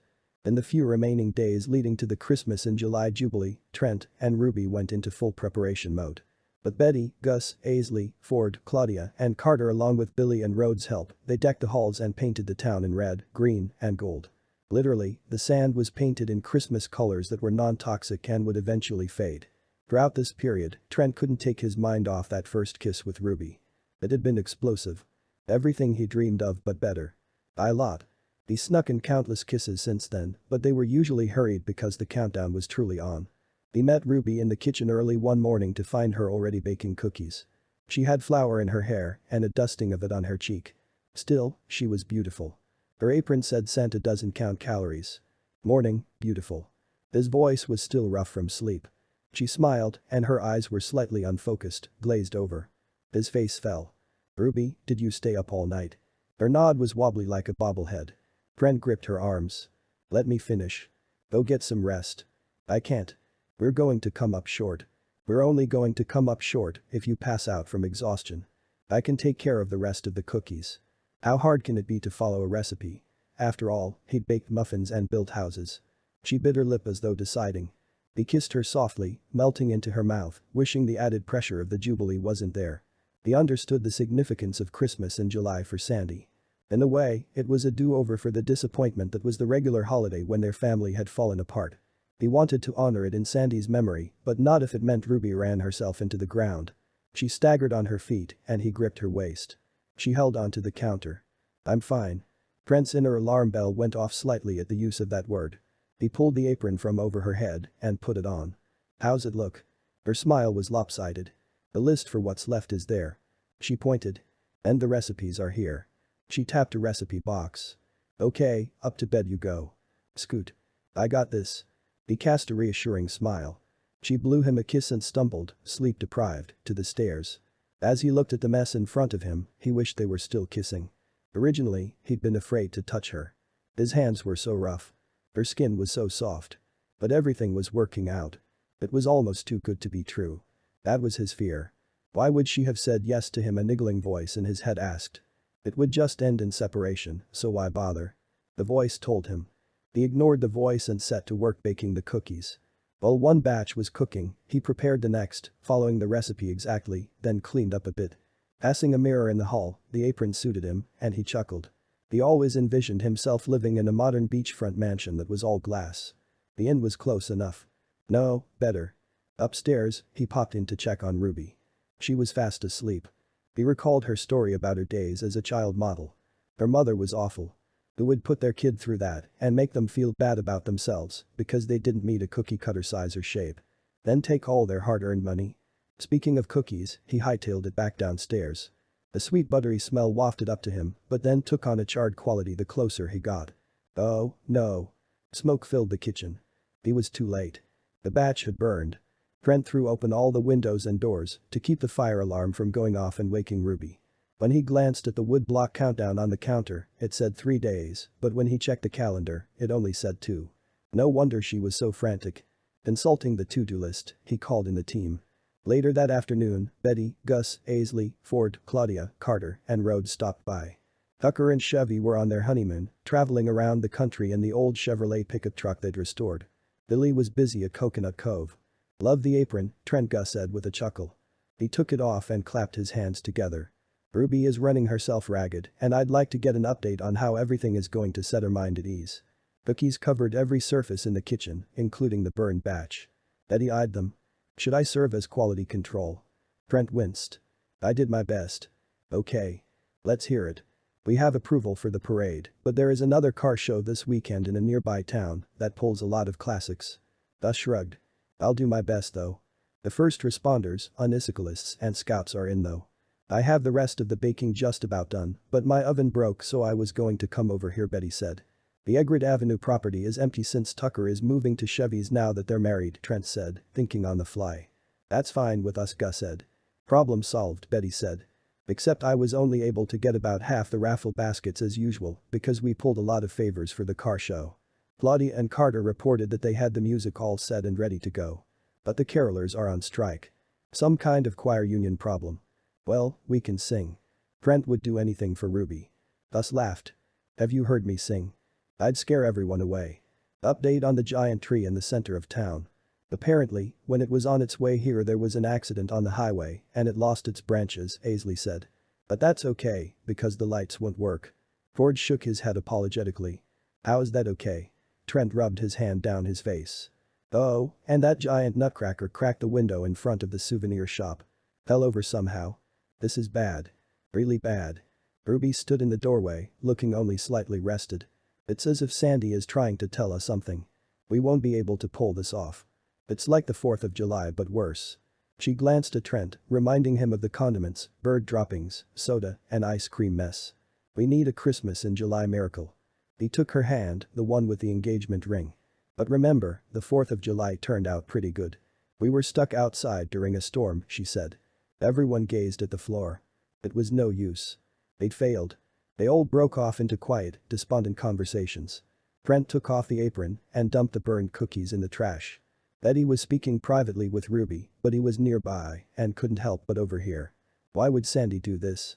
Ruby asked. To bring you and Trent together, the whole town. To keep legacy of the inn alive. No, Betty. She knew it was the only way she'd get Trent to come home. He didn't have to look up to know that was Ruby's voice speaking. He thought they'd moved past that. Her comment didn't help him feel better and fully trust the relationship. It hurt. But he was big. Tough. He didn't settle. He could just walk away and spare himself the agony of losing her. It crossed his mind like a wisp of wind, but no, he'd committed. He was a man of his word and never told a lie. But he didn't tell the entire truth either, and that included the way that what Ruby had said to Betty hurt or that he was worried about their relationship. For the next 2 days, Trent doubled down on work mode. That was what he always did. That was what he was good at. Blinders on. Work from dawn to dusk. No distractions. He'd been accused of being a workaholic, but it was trained focus. He got the job done. That was what made him beat out guys like Barson. That was what made him his fortune. He was the salt of the earth and had the resources to prove it. He and Ruby were like two ships passing in the morning, afternoon, and night. On Christmas and July Eve, the one remaining item on his list was to make kettle corn. The group hadn't convened for a check-in since that last one. He figured it was because they didn't want to share in the disappointment of more things going wrong. He scoured the kitchen for the popcorn and the bags to put the kettle corn in. Hey, Ruby, he called to her in the basement where she was also looking for the trimming for the wreaths to put on the windows of the inn. He heard a muffled reply. Do you know where the bags for the kettle corn bells are? Bulbs, she hollered back. Bells, he replied, playing along. As far as he was concerned, it no longer mattered. He just wanted the event to be over so life could go back to normal and they could fix up the inn. Trent rocked back against the wall. But they were supposed to get married by the next day and he wanted to get it over with. How could he think like that? If Ruby could read his mind, she'd be hurt too. Chapter 13. Ruby. At dusk, Ruby took a walk through town to say goodbye to Christmas in July as she knew it. It was a day of goodbyes. Heck, it had been a month of letting go. Of Sandy, of her dream to someday run the inn, and of her hope that her mother had been wrong, and that she was lovable no matter her appearance. But really, she was saying goodbye to the decorations in town and the effort to put together the Jubilee. Only someone like Sandy could pull it off. The truth was stark before her eyes. Ruby just wasn't good enough. She'd figure out where to carry on the semblance of a life the next day, but for right then, It was time to enjoy one last evening in Blue Bay Beach. A storm had blown in briefly that afternoon, and afterward was the best time to go foraging for seashells and sea glass. She and Sandy used to collect them. Then, on quiet nights at the inn, and they'd create baubles, wreaths, and Christmas in July decorations. They'd sell them at the Jubilee. She was going to find a few to take as souvenirs for her time spent in Blue Bay Beach. As Ruby neared the long dock that jutted into the ocean with Coconut Cove at the very end, all lit up with strings of lights and tiki torches, a tall, familiar man strolled beside a tall, beautiful blonde woman. She tipped her head back and laughed. He smiled too. A sob rose to her throat. She wanted to call out, "No."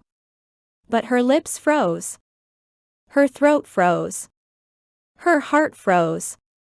Her sadness iced over. Her mother had been right. Her deepest fear was true. In the best-case scenario, Trent was only interested in saving the inn, and that was why he'd gone along with the marriage order. Anger edged against the sadness in her. In the dim evening light, the engagement ring glittered on her finger. She'd almost forgotten about it. She had the urge to toss it in the ocean but wouldn't do that to Sandy. After all, it had been hers. Ruby would put it back when she returned to the inn. The worst-case scenario was that Trent was willing to say "I do" because he didn't want to lose to that Ryan Barson guy. It stung. She feared he'd cheated, but had he ever been hers to begin with? No, it had all been a charade. Who did he think he was, trying to fool her? The guy had an ego even bigger than his muscles. "They're kettle corn bulbs," she whispered, her voice still partially frozen. But it was as good as getting the last word. Ruby stood in the sand watching Trent and the woman as they went inside the restaurant.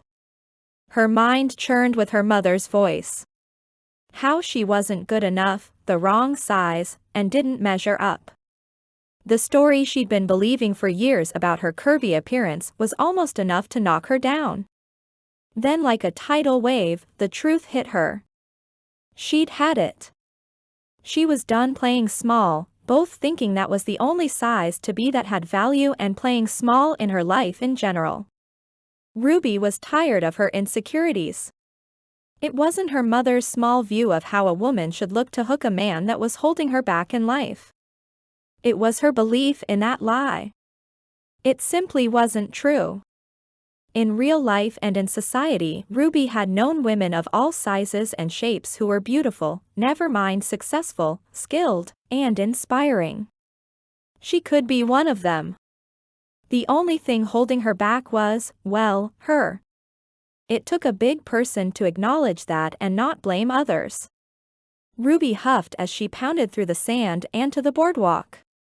Maybe she couldn't save the sandy shore inn, but she'd make something of herself. And she wasn't going to let anything chase her away from Blue Bay Beach. It was her home. There had to be a way to stay. With a glance back at the restaurant where Trent was with his date, she was resolved. If he didn't like her and chose someone else, then it was his loss. Still, it broke her heart. Everything was going so well. Perfect. But it had happened so fast. Maybe too fast. "Sorry, Sandy." "It's over," she said as she entered the inn. It was bedecked in all its Christmas splendor with wreaths on the windows and front door. Big red ribbons and swaths of evergreens hugged surfaces. Everything was outlined in white twinkle lights, giving it a gingerbread house feel, but on a much bigger scale. Ruby gripped the stair railing, knotted with garland. So much work, and they'd come up short. She'd given it a shot with Trent too. "Sandy, I tried. I'm sorry. But it's right to let Trent go. Getting married because you gave us the ultimatum in your will won't make for a lasting relationship. And I guess I'm not cut out to fill your shoes." She went upstairs and entered the room with her paints and easel. There was one thing left to do before she fully said goodbye. After positioning the lights so she wasn't in the shadow, she finished the portrait she'd started of Trent the first night they'd met. She worked on it day after day, adding details as she committed his image to memory. The variation of color in his beard, the curl of his lips, the line of his nose was perfect. She was still getting the tones in his eyes right. Originally, she'd given him stormy ocean eyes. Those were the ones he had when they'd met. But over time, the color had settled and gave way to peaceful ocean eyes. She mixed the oils to get the right shade and then worked carefully to capture the light and contrast as she painted his peaceful ocean eyes. As she did so, she fully said goodbye to him in her mind and heart. If it had all been fake, she did get a glimpse of the real him. She'd never forget how strong he was in his vulnerability the night they watched Paint Your Wagon but mostly talked. Or how he told her about his family. He never did say much about his father. Didn't know him. The longer she painted, the more she realized that there had been something between them. Something true. A spark. A truth. Her hard feelings slowly dissipated, and she felt a sense of peace wash over her. "Thanks for trying, Sandy," she said as she turned off the lights in the studio room. "I'm sorry I didn't pull through." But she had learned a lot about herself, and that was worth something. Before exiting the room, an idea came to her as bright as the full moon beaming through the window.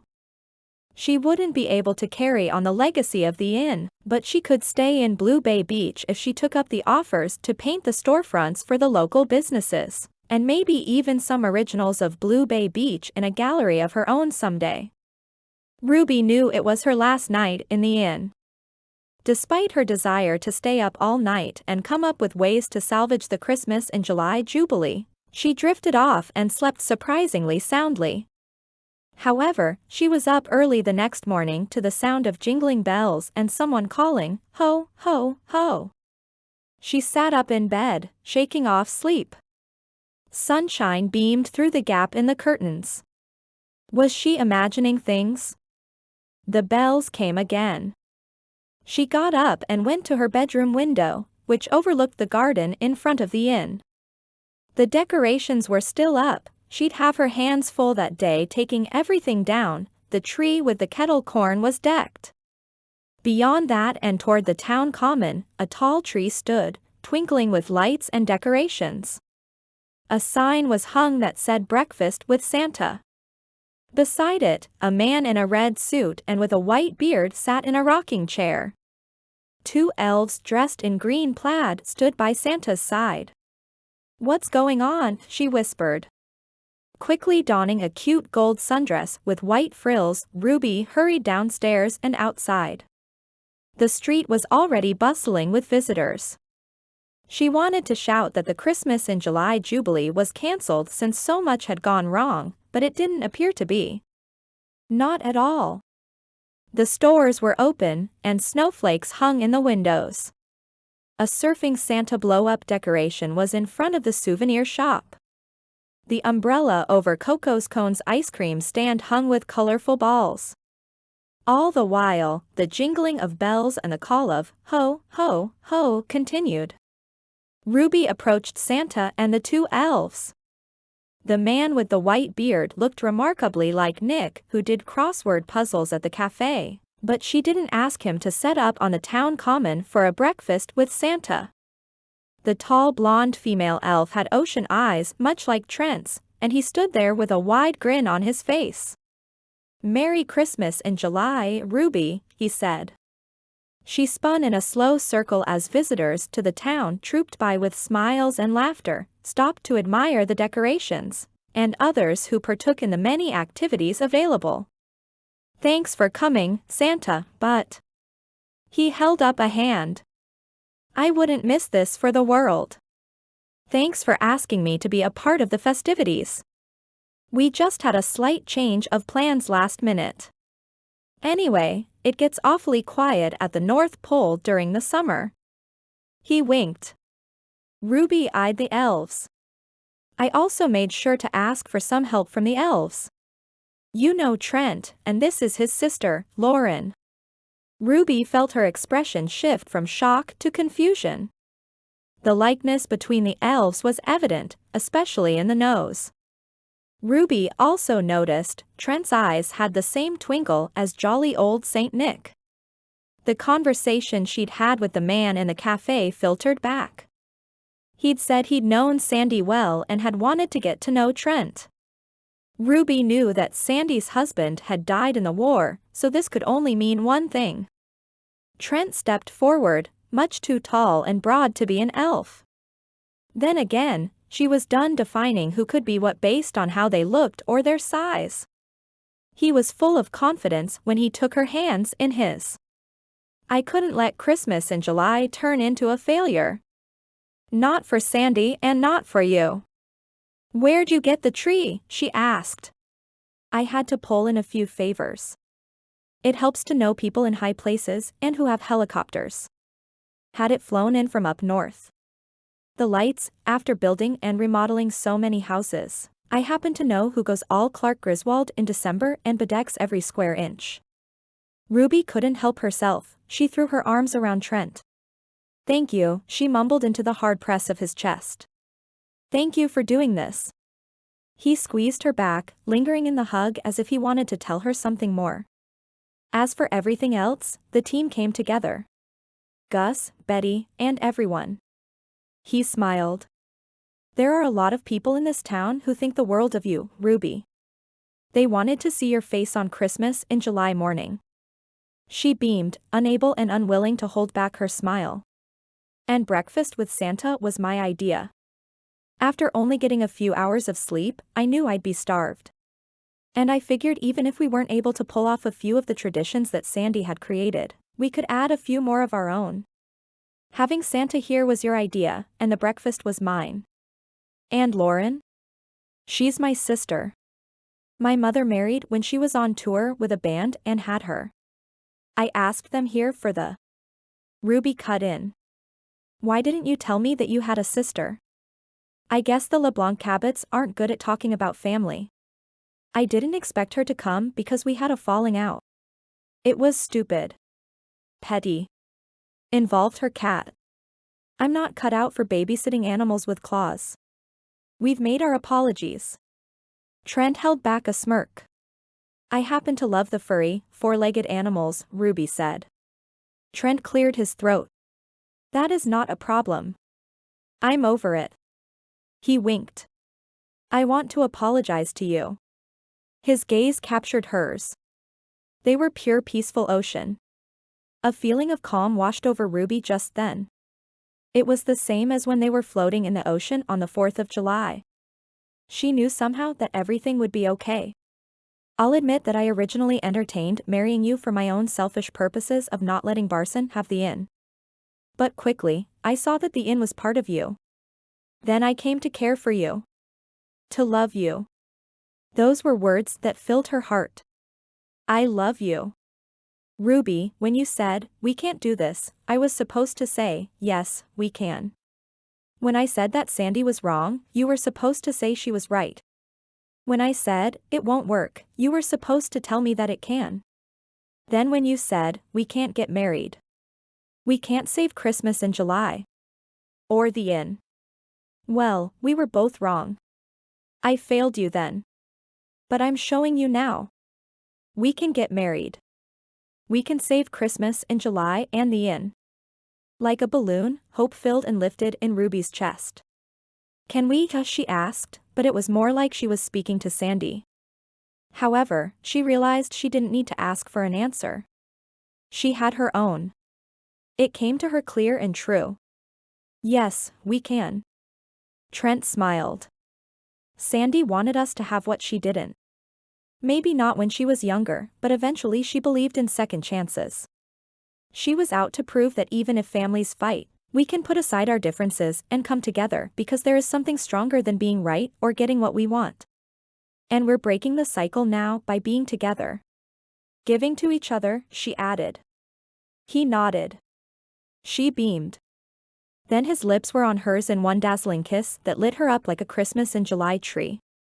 When they parted, Trent said, "Ruby, if I could take a photograph of this moment, I would. But no image will capture how I feel. Complete." Then her face glowed like a tree topper, like a star, lit up and bright. "I never expected things to turn out this way, but I'm glad we saved each other." They leaned in for a second kiss. Ruby knew that there would be many more to come, along with busy days at the inn, breezy days at the beach, and forever with Trent Cabot. Epilogue. The church bells rang along with jingle bells. It was official. Trent and Ruby were married on July 25th. Because they managed to meet the deadline, the inn was theirs, but they both knew that they didn't say "I do" because Sandy threatened to turn over her estate to some lousy builder. They said "I do" to healing from the past. They said "I do" to setting aside their differences and insecurities. They said "I do" to the truth that love wasn't a one-size-fits-all matter. Ruby never expected to get married, but when the right person came along with a big truck and full of bravado, she couldn't do anything other than give it a chance. Trent didn't think he'd settle down, but when the most beautiful woman he'd ever seen came along knocking him out with her curves and her sass, he couldn't do anything other than give it a chance. They set aside preconceived notions, grew, and changed for each other. The thing was, they never saw it coming, and maybe that was why they resisted it in the beginning. As they exited the stone church on that sunny day in Blue Bay Beach, their friends showered them with kettle corn, pulling it from the little bags that had bedecked the tree in front of the sandy shore in earlier. Everyone cheered and clapped for them. Trent caught a piece of popcorn in his mouth. Ruby did too. "I see they're making good use of the kettle corn bells." "Bulbs, Trent. They're kettle corn bulbs." He paused and gripped her shoulders. She prepared for him to argue with her. "You know, we could just rename them. Settle on something we both agree on. Kettle corn bags, for instance. Doesn't quite have a ring to it. A lot of things have changed recently, let's keep that argument going." Trent laughed low and deep. "Anything you say, dear." She smirked. Or maybe Sandy called them bulbs, balls, bites, and bags. He shrugged. "I'm sticking with balls." She nudged him with her hip. He squeezed her back. Ruby's mother had been wrong. A man did want her. A big, strong, smart man. He wasn't smart because he went along with her comment about the argument, but because he knew that they were worth fighting for. Fighting through his ego, fear, doubt, and a long night spent making sure everything was in place for the Christmas in July Jubilee. They didn't need to organize a formal wedding reception, because all of their friends were there, already celebrating. Back in the town square, Claudia and Carter played Christmas carols and everyone danced, including Trent and Ruby. "I see you've given in to dancing and Christmas music," Ruby teased. Trent spun her away from him, and when she returned to his arms, he said, "I'm coming around to it, for you. To start with, just twice a year. I'll get you a phone and earbuds so you can listen to your heart's content whenever else you want." She giggled. "Look at us, already figuring out solutions." The afternoon turned into evening at the wedding day Christmas in July Jubilee hybrid event. Betty said a few words of congratulations. She glanced at Trent. "Earlier, I'd wished Sandy was here for the wedding. She'd be so proud of you too. Then I realized she already was. She knew this would work. She knew you were perfect for each other." Betty cleared her throat. "For years, she was always telling me to add a sprinkle of nutmeg to my pot pie crust. She said it made all the difference. Well, now I will. She knows what's good. We wish you many happy years at the inn filled with laughter, love, and kettle corn bites." "Bells," Trent called.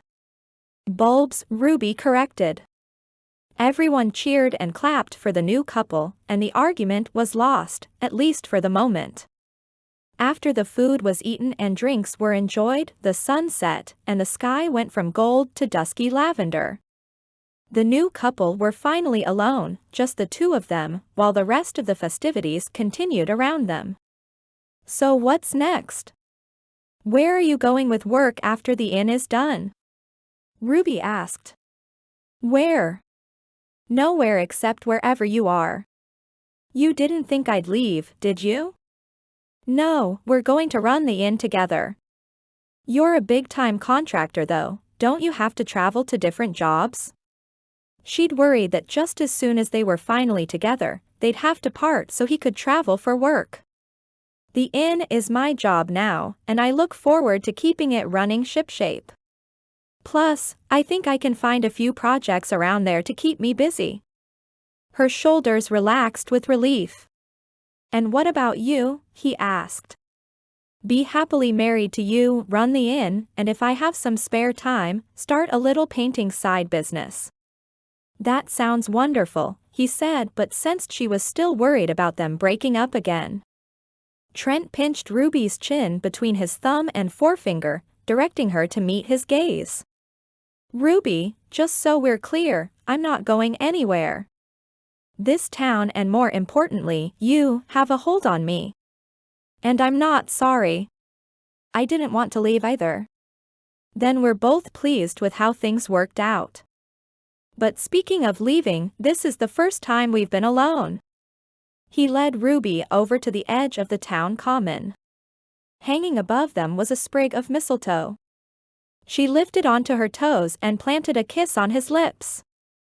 He wasn't wrong about her having a hold on him. He drew her closer, lengthening the kiss, and had they been a few feet closer to the water, she feared she'd float away on a wave of bliss. When they parted, Ruby said, "You know, why don't we call them kettle kisses?" Trent laughed. I like that. At the same time, a booming sound echoed off the water. Fireworks in red, green, and gold lit up the night sky. Everyone turned to watch. This wasn't part of the original Jubilee, Ruby said. No, it was my addition to make up for the 4th of July and to celebrate our wedding. Ruby was touched by how thoughtful he was and kissed him softly on the lips. Hand in hand, they watched the light in the sky sparkle off the ocean, and she knew exactly what her next painting would be.